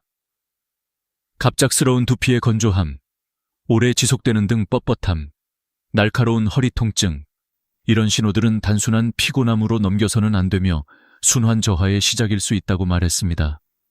그는 마지막으로 이렇게 말했습니다. 하루 5분이면 됩니다. 아침엔 등 스트레칭, 저녁엔 두피 마사지. 단지 이것만 꾸준히 해도 1년 후의 몸은 완전히 달라져 있습니다. 그 순간 저는 깨달았습니다. 건강은 거대한 변화에서 시작되는 것이 아니라 작고 사소한 동작 하나를 매일 반복하는 데서 완성된다는 것을 말입니다. 발이 뿌리를 잡고 겨드랑이가 해독을 돕고 허벅지 안쪽이 순환을 열어주고 그리고 등과 두피가 에너지를 깨우는 것. 4가지 작은 습관이 연결될 때 노년의 삶은 완전히 다른 모습이 될 수 있었습니다. 그리고 의사는 마지막 한 부위를 이야기하기 위해 고개를 들었습니다. 이제 정리할 시간입니다. 모든 것이 연결되는 마지막 단계이자 이 4가지 습관의 진짜 의미를 말해드리죠.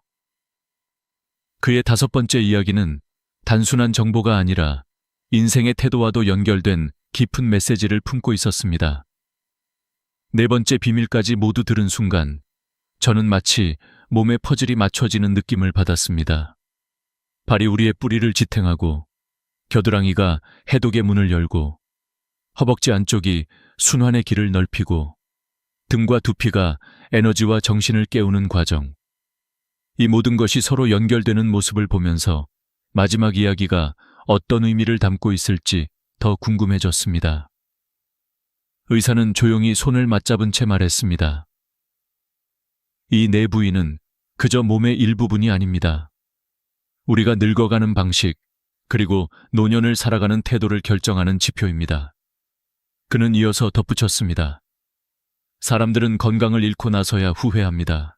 하지만 건강은 한순간에 무너지는 것이 아닙니다. 작은 무시, 작은 방치가 오랜 세월 쌓여 만들어진 결과죠. 반대로 작고 소소한 관리 하나가 오랜 시간 쌓이면 삶 자체가 달라집니다. 그의 말투에는 세월을 통과하며 얻은 확신이 담겨 있었습니다. 그는 예를 하나 들었습니다. 92세의 의사는 지금도 매주 진료를 보는데 많은 환자들이 그에게 묻는다고 합니다. 선생님은 어떻게 이렇게 또렷하고 건강하신가요? 그러면 그는 늘 같은 대답을 해왔다고 말했습니다. 나는 몸을 거창하게 관리하지 않습니다. 하지만 매일 몇 분씩 가장 중요한 네 곳을 놓치지 않습니다. 나를 지탱하는 곳, 나를 움직이게 하는 곳, 나를 살리는 곳을 돌볼 뿐이에요. 사람들은 늘 특별한 비법을 찾습니다. 특별한 음식, 특별한 운동, 특별한 약. 그러나 의사는 고개를 젓습니다. 특별한 것은 없습니다. 특별하게 만들고 싶은 마음이 있을 뿐이죠. 하지만 건강은 특별하지 않아도 됩니다. 대신 꾸준해야 합니다. 저는 이 말이 유난히 마음에 남았습니다. 우리는 늘 건강을 큰 목표로 생각하며 막연하게 언젠가 잘 관리해야지라고 생각합니다. 하지만 의사는 반대로 말했습니다. 누군가가 건강한 것은 거창해서가 아니라 작기 때문에 가능합니다. 작은 습관은 오래가지만 큰 결심은 오래가지 못합니다. 그리고 의사는 마지막으로 4가지 습관을 다시 정리했습니다. 발은 몸의 뿌리입니다. 뿌리가 튼튼해야 흔들리지 않습니다. 겨드랑이는 면역의 문입니다. 이 문이 막히면 몸은 싸울 힘을 잃습니다. 허벅지 안쪽은 순환의 관문입니다. 이곳이 막히면 몸 전체가 무거워집니다. 등과 두피는 정신의 통로입니다. 이 통로가 살아나야 삶이 선명해집니다. 그는 천천히 말을 이었습니다. 건강하고 싶은가요? 그렇다면 절대 서두르지 마세요. 대신 오늘 딱 한 부위부터 시작하세요. 그리고 내일 다른 부위를 더하고 일주일 뒤에는 4부위를 모두 관리하면 됩니다. 건강은 속도가 아니라 방향입니다. 저는 그 말이 참 깊다고 느꼈습니다. 우리는 인생에서 너무 많은 걸 한 번에 바꾸려 하고 그러다 지쳐서 포기합니다. 하지만 건강은 다르다는 것입니다. 작은 습관 하나를 30일, 60일, 90일 쌓아가는 동안 몸은 천천히 그러나 확실하게 변합니다. 의사는 마지막으로 이렇게 말했습니다. 많은 노인들은 늦었다고 생각합니다. 하지만 저는 말합니다. 건강을 돌보는 일은 절대 늦지 않습니다. 오늘 시작하면 내일 더 건강해지고 내일 시작하면 모레 더 건강해집니다. 그는 환자들에게 늘 마지막 질문을 던졌다고 합니다. 당신은 인생 후반부를 어떤 모습으로 살고 싶습니까? 이 질문은 단순한 건강 질문이 아니라 삶의 태도를 묻는 질문이었습니다. 무기력하고 지친 몸으로 하루하루를 버티며 살 것인가? 아니면 가볍고 단단한 몸으로 원하는 일을 하며 살 것인가? 우리는 모두 답을 알고 있습니다. 다만 시작하지 않았을 뿐입니다. 그래서 저는 지금 이 이야기를 듣는 여러분께도 같은 질문을 던지고 싶습니다. 오늘 이 4곳 중 어디부터 돌볼 준비가 되어 있나요? 혹시 지금까지 무심코 지나친 부위가 있었나요? 이미 실천하고 있는 습관이 있다면 그것은 무엇인가요? 여러분의 경험과 생각을 댓글로 남겨주세요. 누군가의 남은 인생을 바꾸는 힘이 될 수도 있습니다. 그리고 더 나은 노년을 위해 필요한 작은 습관들이 궁금하다면 다음 영상도 꼭 확인하세요. 오늘 영상이 도움이 되었다면 좋아요와 구독을 눌러 가족과 친구들에게도 공유해 주세요. 여러분의 작은 공유가 누군가에게 큰 선물이 될 수 있습니다. 늘 건강하시길 바라며 다음 이야기에서 다시 만나겠습니다. 솔직히 말씀드리겠습니다. 우리가 지금까지 믿어왔던 노후의 기준은 대부분 착각이었습니다. 병원 가까운 집이면 마음이 놓일 것 같고, 넓은 아파트면 외롭지 않을 것 같고, 조용한 전원주택이면 마음이 편안해질 것 같다고 굳게 믿어왔습니다. 하지만 30년 넘게 수백 명의 어르신을 상담해온 한 노후 전문가는 미소도 없이 말했습니다. 그 생각이 노년을 가장 힘들게 만듭니다. 처음엔 그 말이 이해되지 않았습니다. 하지만 그는 수십 년 동안 실제 사람들의 노년을 지켜본 사람답게 아주 단호했습니다. 좋은 집에서 산다고 좋은 노후가 되지 않습니다. 병원 옆이라고 안전해지는 것도 아닙니다. 노후의 행복을 결정짓는 건 단 4곳이 집 근처에 있느냐 없느냐입니다. 이 말은 너무 단순해 보이지만 실제 사례를 들여다보면 무섭도록 정확했습니다. 요즘 이상한 현상이 벌어지고 있습니다. 평생 모은 돈을 들여 병원 앞 오피스텔로 이사한 분들이 1년도 못 버티고 뛰쳐나옵니다. 도심을 떠나 전원주택의 평화를 꿈꾸며 내려간 분들이 6개월 만에 다시 짐을 싸서 돌아옵니다. 실버타운에 수천만 원을 주고 입주한 분들까지도 2년 만에 나오곤 합니다. 모두 말합니다. 집은 좋았어요. 그런데 살아보니 사람이 살 때가 아니더라고요. 그분들이 공통적으로 했던 말은 더 가슴에 꽂혔습니다. 선생님, 집 때문에 제 삶이 더 힘들어질 줄 몰랐습니다. 병원 옆에서는 매일 앰뷸런스 소리를 들으며 죽음을 떠올렸고, 넓은 집에서는 적막함이 더 크게 울려 퍼졌고, 전원주택에서는 외로움이 아니라 고립이 찾아왔습니다.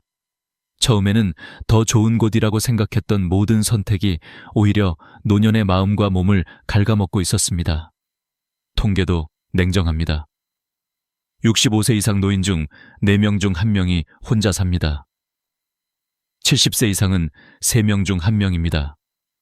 지금 부부가 함께 산다고 해도 평균적으로 배우자 중 1명은 먼저 떠납니다. 남겨진 한 사람은 8년에서 10년을 혼자 살게 됩니다.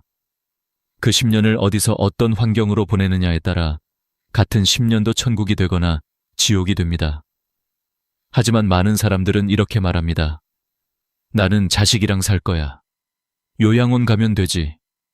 그냥 여기서 버티다 죽지 뭐. 그러나 이 말들은 현실을 모르는 위험한 착각입니다. 자식과 산다는 건 며느리 사위 눈치 보며 방 한 칸에서 조용히 숨 쉬어야 하는 삶일지도 모릅니다. 요양원은 건강할 때는 받아주지 않고 정작 들어가야 할 시기가 되면 판단력과 체력이 이미 무너진 뒤입니다. 지금 집에서 그냥 버티겠다는 말도 막연합니다. 10년 후에도 지금처럼 장을 보고 계단을 오르고 병원에 갈 수 있을까요? 집은 단순히 잠을 자는 공간이 아니라 남은 인생의 무대를 결정하는 결정적인 요소입니다. 전문가는 말했습니다. 사람들은 집값, 평수, 위치만 봅니다. 하지만 노후에는 그게 중요하지 않습니다. 복지관이 있느냐, 적당한 크기의 집이냐, 공원이 가깝냐, 동네 병원과 약국이 가까우냐. 이 4곳이 있으면 노후는 편안해지고 없으면 고통이 시작됩니다. 너무 단순해서 믿기 어려울지 모릅니다. 하지만 이 4가지가 노후 20년의 행복과 후회를 정확히 나누는 기준입니다. 이제 이 이야기를 듣는 여러분께 질문하고 싶습니다.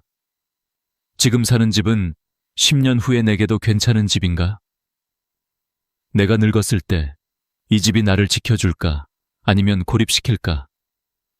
이런 질문이 떠오르기 시작했다면 이미 변화의 첫걸음을 내디딘 것입니다. 노후는 갑자기 오지 않습니다. 천천히 다가오기 때문에 위험하고 준비한 사람만이 그 시간을 편안하게 맞을 수 있습니다. 지금부터 한 할머니의 이야기를 들려드리겠습니다. 73세 강 할머니.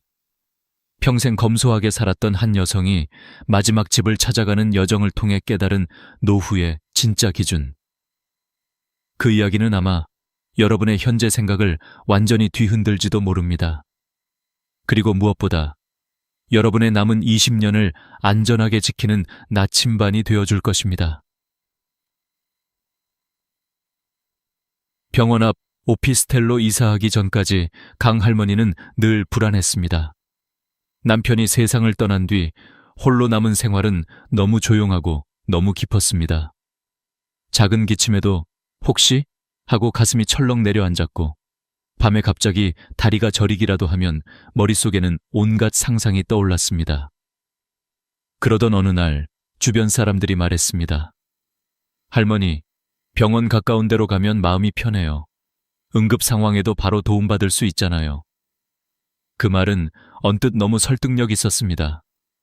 마치 정답처럼 보였고, 홀로 사는 노년에게는 마지막 안전망처럼 들렸습니다.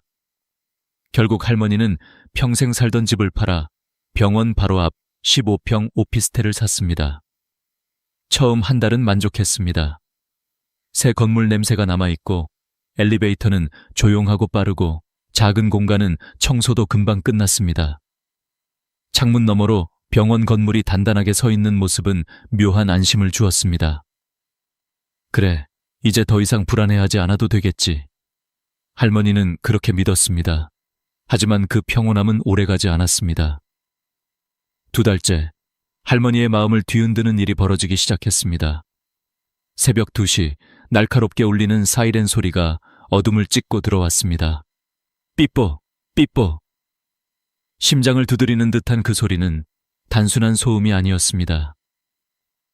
응급실로 실려가는 누군가의 절박함, 누군가의 마지막 순간이 그대로 들려오는 듯했습니다.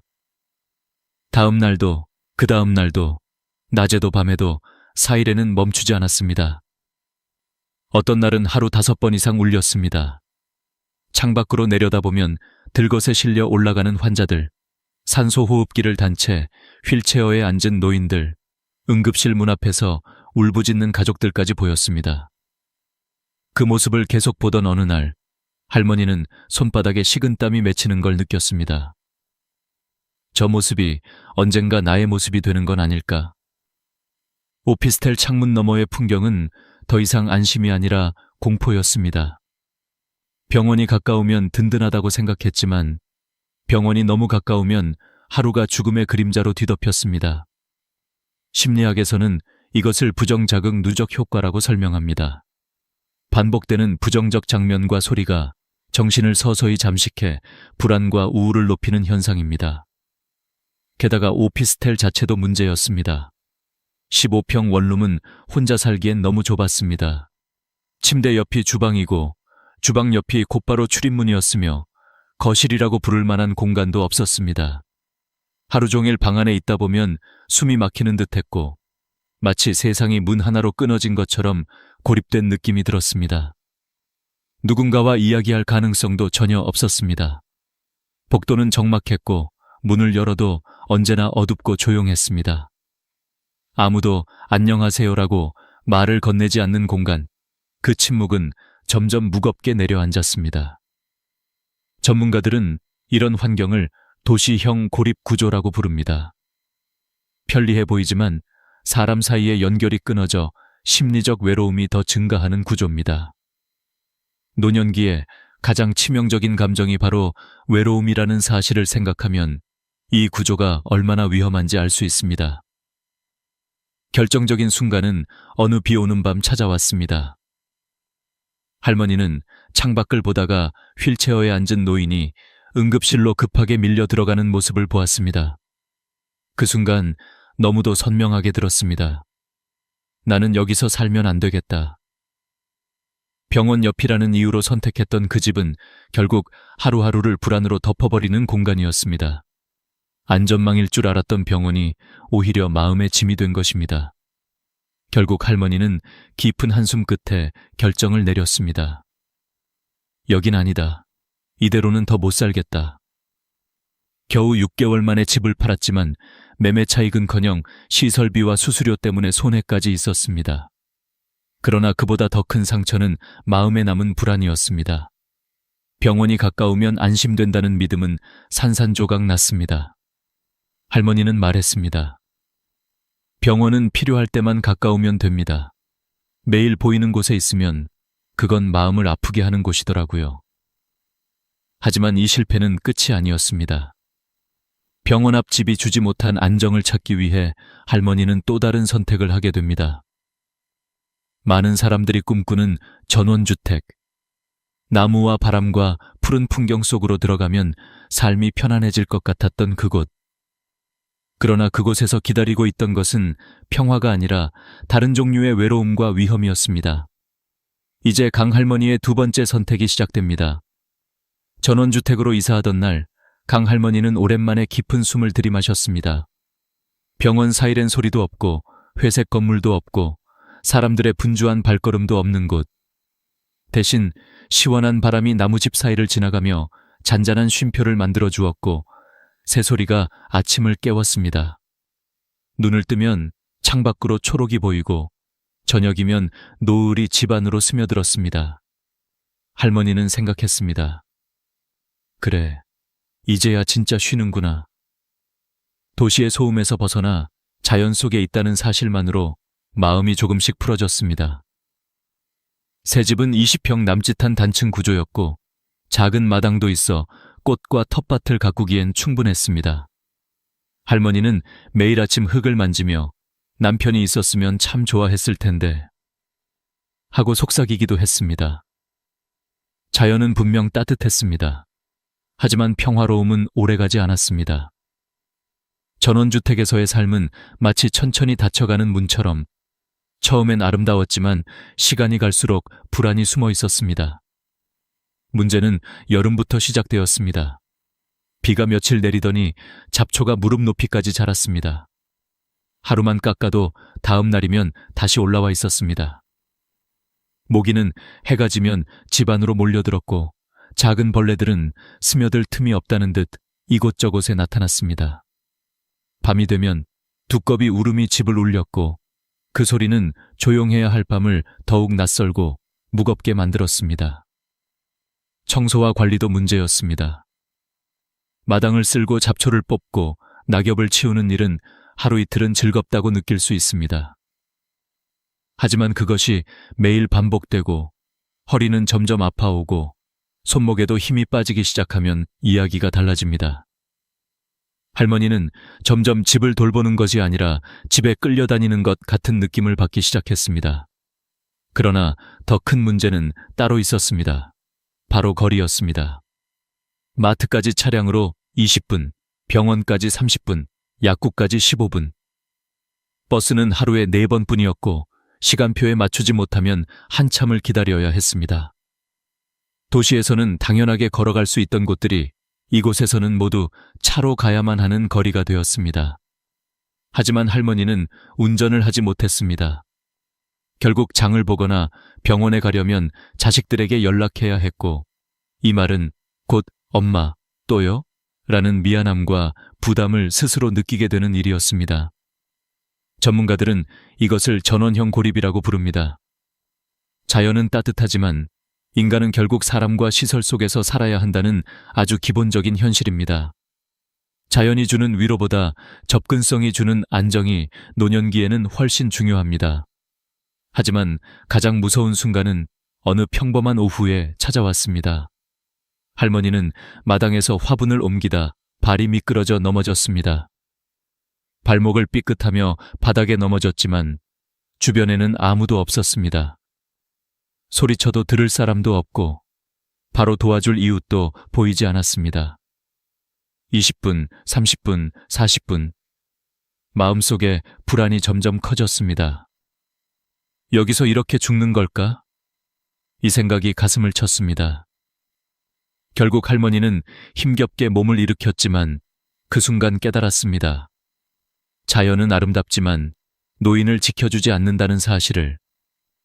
그날 밤 할머니는 불 꺼진 집에서 혼자 앉아 있었습니다. 넓은 마당, 조용한 밤, 푸른 산. 그 모든 것이 더 이상 편안함이 아니라 고립의 풍경처럼 보였습니다.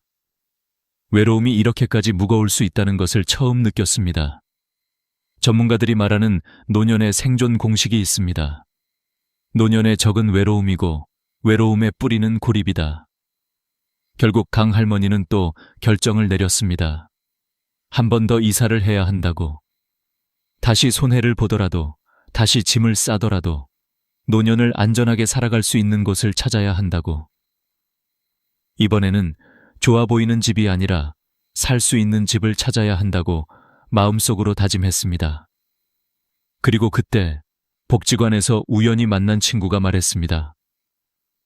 언니, 우리 동네로 와요. 여긴 진짜 좋아요. 그 한마디가 강 할머니의 인생을 바꿀 마지막 여정의 시작이었습니다. 강 할머니는 세 번째 이사라는 말만 들어도 가슴이 철렁 내려앉았습니다. 병원 앞 오피스텔에서는 불안에 잠식되어 살았고 전원주택에서는 고립이라는 무서운 현실을 마주했습니다. 두 번의 실패로 수천만 원을 잃었고 자신감까지 흔들렸습니다. 그래서 복지관에서 만난 친구가 언니, 우리 동네로 와요. 여긴 진짜 좋아요. 라고 말했을 때도 선뜻 마음이 움직이지 않았습니다. 혹시 또 실패하면 어떡하나, 이번에도 잘못 생각한 건 아닐까, 그런 불안이 더 컸습니다. 그러나 친구의 표정은 한치의 망설임도 없었습니다. 언니, 여긴 다 있어. 사람이 살아갈 때야. 이 말이 계속 머릿속을 맴돌았습니다. 친구가 사는 동네는 경기도의 한 중소도시였습니다. 도시처럼 복잡하지도 않았고 전원처럼 적막하지도 않은 곳. 그저 사람 사는 냄새가 은근히 배어있는 조용한 동네였습니다. 할머니는 반신반의하며 친구와 함께 그 동네를 둘러보았습니다. 걸어서 5분 거리에 복지관이 있었고 3분 거리에 작은 공원이 있었으며 5분만 걸으면 동네 의원과 약국이 보였습니다.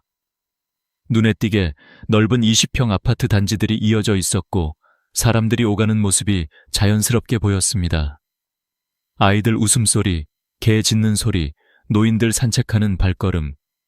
이 모든 일상의 소음들이 할머니를 묘하게 편안하게 만들었습니다. 언니, 여기 살아봐. 진짜 좋아. 친구의 말에 할머니는 조용히 고개를 끄덕였습니다. 이번에는 매매가 아닌 전세로 들어가 보기로 했습니다.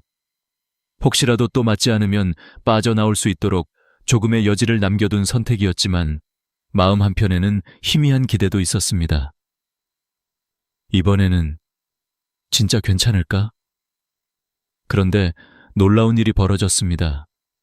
단 일주일 만에 강 할머니는 깨달았습니다. 아, 여기가 내가 살 곳이다. 전원주택에서 아무 말 없이 지나갔던 하루가 이곳에서는 아주 자연스럽게 채워졌습니다. 아침이면 복지관에서 어르신들이 모여 운동을 했고 점심이면 함께 식사를 나누었고 오후에는 노래교실이나 요가 수업 소리가 복지관 창문에서 새어나왔습니다. 사람들이 오가며 안녕하세요 라고 인사를 건넬 때마다 할머니의 마음은 조금씩 풀어졌습니다. 복지관 근처라는 이유 하나만으로도 할머니의 일상은 완전히 달라졌습니다.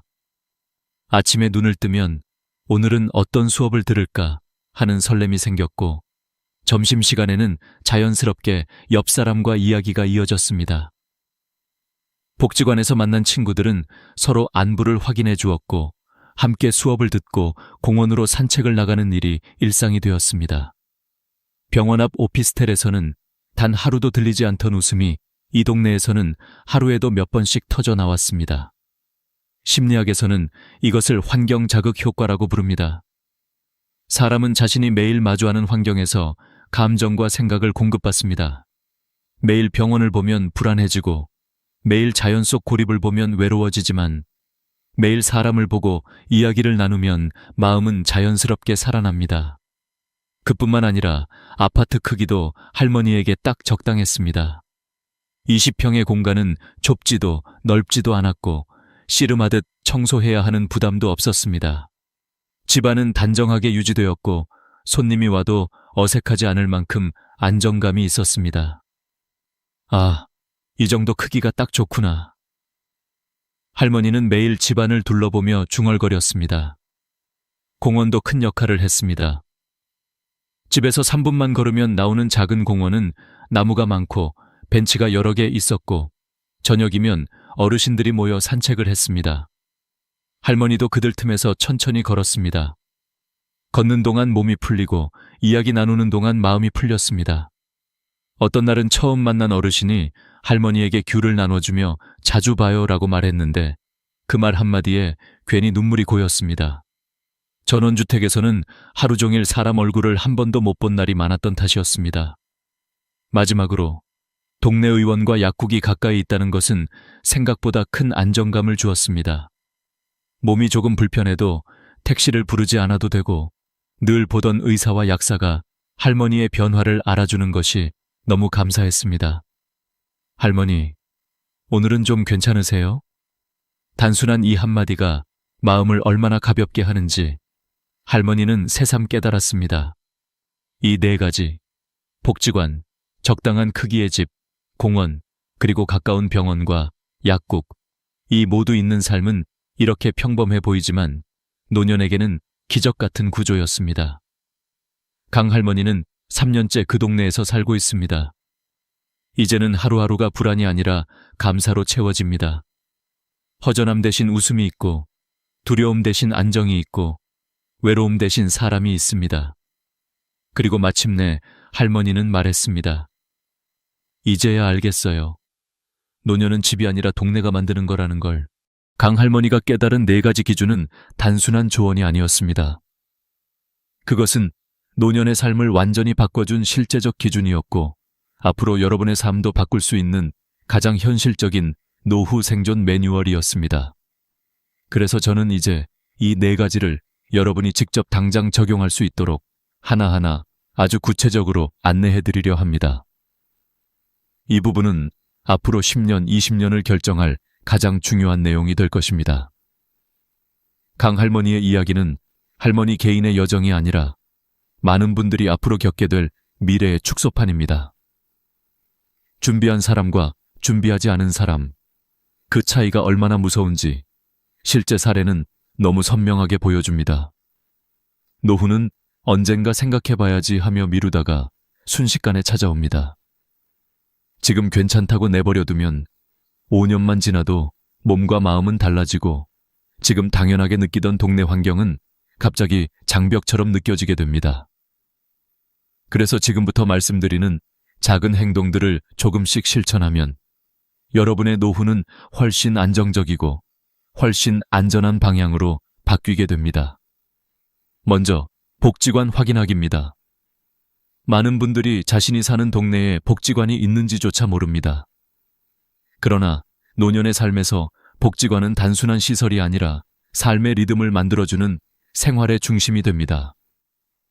강 할머니가 불안에서 벗어나 일상을 되찾을 수 있었던 가장 큰 이유도 복지관이었습니다. 스마트폰 검색창에 노인복지관 또는 시니어 복지관을 입력해보세요. 주소와 전화번호가 바로 나옵니다. 다음 주 하루만 시간을 내서 직접 방문해보세요. 어떤 프로그램들이 있고 식사는 어떻게 운영되는지, 어떤 연령층이 다니는지, 수업 참여는 어떻게 하는지 직접 눈으로 보고 직원에게 편하게 물어보면 됩니다. 대부분 무료이거나 아주 저렴합니다. 만약 거주지 근처에 복지관이 없다면 주민센터에 문의해 경로당 프로그램을 확인하세요. 규모는 작지만 이웃을 만날 수 있다는 점에서 매우 중요합니다. 노년에는 사람을 만날 이유가 많아야 합니다.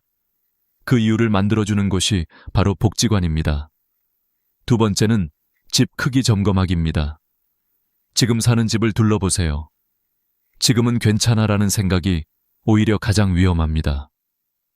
30평 이상의 넓은 집은 관리가 힘들고 빈방이 많을수록 마음은 더 쓸쓸해집니다.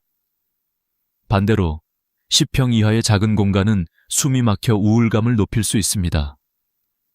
가장 이상적인 크기는 20평에서 25평입니다. 부부가 살기에도 충분하고 자녀나 손주가 잠시 방문해도 불편하지 않으며 관리 부담도 적습니다.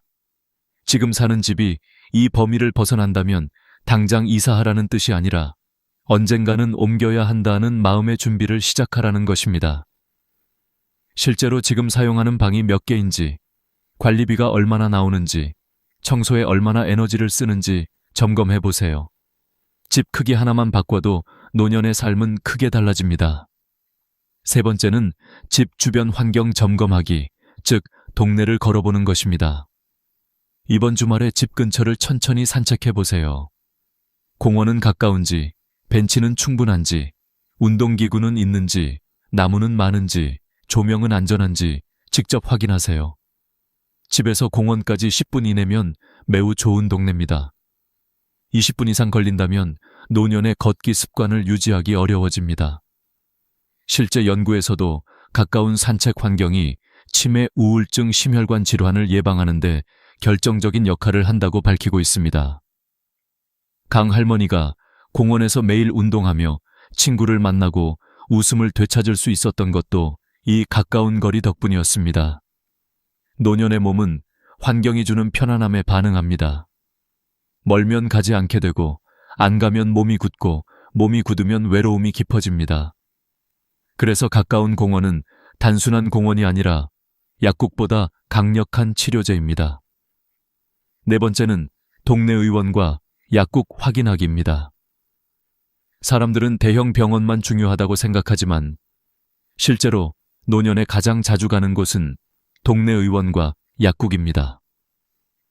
감기, 소화 문제, 관절 통증 같은 사소한 불편은 동네 의원에서 해결해야 하고 이 거리가 멀면 생활이 불편해지기 시작합니다. 집에서 걸어서 10분 안에 의원이 있다면 매일의 작은 불안들이 크게 줄어듭니다. 걸어서 5분 이내에 약국이 있다면 큰 안심이 됩니다. 특히 약사와 친해지면 생활의 변화를 말할 수 있고 약사가 작은 조언만 해줘도 심리적 안정이 생깁니다. 강 할머니도 약국에서 할머니, 요즘은 어떠세요? 라는 말 한마디에 큰 위로를 받았다고 했습니다. 노년에는 가까운 병원이 마음의 안정이고 가까운 약국이 생활의 안전망입니다. 이 네 가지는 단순한 조언이 아니라 수십 년간 수백 명을 상담하며 검증된 기준입니다. 복지관, 적당한 크기의 집, 가까운 공원, 동네 의원과 약국. 이 네 가지가 모두 갖춰진 동네는 노년을 평온하게 만들고 네 가지가 하나도 없는 동네는 노년을 혼란스럽게 만듭니다. 강 할머니의 3번의 이사는 비싼 집을 찾기 위한 여정이 아니었습니다. 살 수 있는 집, 살기 쉬운 동네를 찾기 위한 여정이었습니다. 그리고 그 여정은 이제 여러분의 차례입니다. 강 할머니의 이야기는 단순한 성공적인 노후 이사기가 아니라 앞으로 누구나 반드시 한 번은 마주하게 되는 삶의 현실을 보여주는 거울이었습니다. 그래서 저는 오늘 마지막으로 여러분이 이 네 가지 기준을 어떻게 여러분의 상황에 맞게 구체적으로 적용할 수 있을지, 그리고 앞으로 10년 후에 자신을 어떤 기준으로 평가해야 하는지 아주 현실적인 조언을 드리고자 합니다. 이 부분은 단순한 이론이 아니라 실제 상담 현장에서 수많은 어르신들이 선택을 후회하거나 성공했던 이유들을 바탕으로 만들어진 기준입니다. 지금 여러분이 사는 집이 아무리 익숙하고 편안해도 노후의 집은 과거의 나가 아닌 10년 후의 나를 기준으로 선택해야 합니다. 지금은 계단 오르는 것이 아무렇지 않아도 무릎 관절은 60대 후반부터 자연스럽게 퇴화합니다. 지금은 차를 몰고 병원에 쉽게 갈 수 있어도 70대 중반에는 자연스럽게 운전을 포기할 가능성이 커집니다. 지금은 큰 집이 든든하게 느껴져도 나이 들면 빈방이 주는 적막이 훨씬 크게 다가옵니다. 그래서 여러분은 오늘 반드시 자문해야 합니다. 10년 후에도 이 집을 관리할 수 있을까? 10년 후에도 이 동네가 안전하고 편할까? 10년 후에도 사람을 만나러 나갈 수 있을까? 여기에 자신 있게 예라고 답하지 못한다면 지금부터는 준비가 필요합니다. 경제적으로 여유가 있는 분들도 마찬가지입니다. 돈이 있어도 복지관이 없는 동네, 공원이 멀리 있는 신축단지, 대형 병원만 가까운 동네는 노년에 오히려 불안과 외로움을 키울 수 있습니다. 반대로 돈이 많지 않아도 복지관, 공원, 의원, 약국이 모두 가까운 지역에 산다면 훨씬 탄탄하고 건강하게 노년을 보낼 수 있습니다. 실제 통계에서도 삶의 만족도를 결정하는 요소는 돈이 아니라 생활권 환경이었습니다. 특히 외로움이 걱정되는 분들에게는 한 가지 조언을 드리고 싶습니다. 외로움은 집안에서 해결되지 않습니다. 외로움은 사람이 보이는 곳에 있을 때 자연스럽게 줄어듭니다. 복지관, 공원, 동네 의원이 가까운 이유가 바로 여기에 있습니다. 이곳들은 단순한 장소가 아니라 사람을 만날 가능성입니다. 사람을 한 명이라도 더 보는 환경에서 사는 것이 바로 노년의 질을 높이는 진짜 핵심입니다. 여러분의 경제 상황에 맞춘 현실적인 조언도 드리겠습니다. 경제적으로 여유가 없다면 무조건 복지관 근처의 20평대 아파트를 우선으로 보세요. 식사, 취미, 운동, 돌봄까지 복지관이 거의 해결해 줍니다. 서울이 부담된다면 중소도시, 세종, 나주, 파주, 원주 같은 곳은 훨씬 경제적입니다. 건강이 걱정된다면 엘리베이터가 있는 저층 혹은 1층 아파트를 선택하세요. 그리고 병원 약국까지 걸어서 10분 이내인지 반드시 확인하세요. 외로움이 걱정된다면 커뮤니티가 활발한 아파트를 선택하세요. 경로당 프로그램, 주민동호회, 정기 모임이 있는지 관리실에 문의하면 알 수 있습니다. 활동적인 성향이라면 주상복합이나 도심형 신축도 괜찮습니다. 젊은 사람들과 섞여 사는 것만으로도 활력이 생깁니다. 혼자 사는 1인 가구라면 반드시 복지관 생활권에 있는 아파트를 선택하세요. 혼자 살수록 이웃과의 관계가 생존의 문제입니다. 여기에 더해 저는 철학자들의 지혜도 함께 전하고 싶습니다. 공자는 안거이인 엔주어린이라 말했습니다. 편안하게 살 수 있어야 사람답게 늙을 수 있다. 노자의 소국과민, 저곡과민은 단순한 삶이 최고의 삶이라는 뜻입니다. 맹자의 지리불여인화, 디리부르린흐는 가장 중요한 건 결국 사람이라는 뜻입니다. 아무리 좋은 집도 사람이 없다면 외롭습니다. 아무리 화려한 동네도 나를 불러줄 곳이 없으면 의미가 없습니다. 노후는 결국 사람이 보이는 곳에서, 내 몸이 편안한 곳에서 행복해집니다. 강 할머니가 그 사실을 찾아내기까지 3번의 이사와 수천만 원의 손해가 필요했지만 여러분은 같은 길을 다시 갈 필요가 없습니다. 이미 기준을 들으셨으니까요. 마지막으로 오늘 꼭 해주셨으면 하는 일이 있습니다. 작은 노트를 하나 꺼내서 이렇게 적어보세요. 1. 우리 동네 복지관은 어디에 있는가? 기. 지금 집 크기는 적당한가? 3. 집 주변에 공원 산책로가 있는가? 4. 집에서 병원 약국까지 걸어갈 수 있는가? 4가지 중 몇 개를 만족하시나요? 만약 4개 모두 만족한다면 정말 축하드립니다. 2-3개만 만족한다면 천천히 준비하는 단계입니다. 단 1개도 만족하지 않는다면 지금이 바로 계획을 세워야 할 때입니다. 여러분의 마지막 집은 단순한 건물이 아닙니다.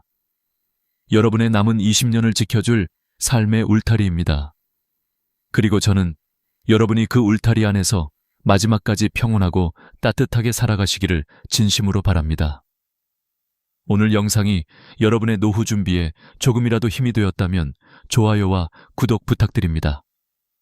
여러분의 작은 참여가 누군가에게는 큰 용기가 됩니다. 항상 건강하시고 다음 이야기에서 다시 찾아뵙겠습니다.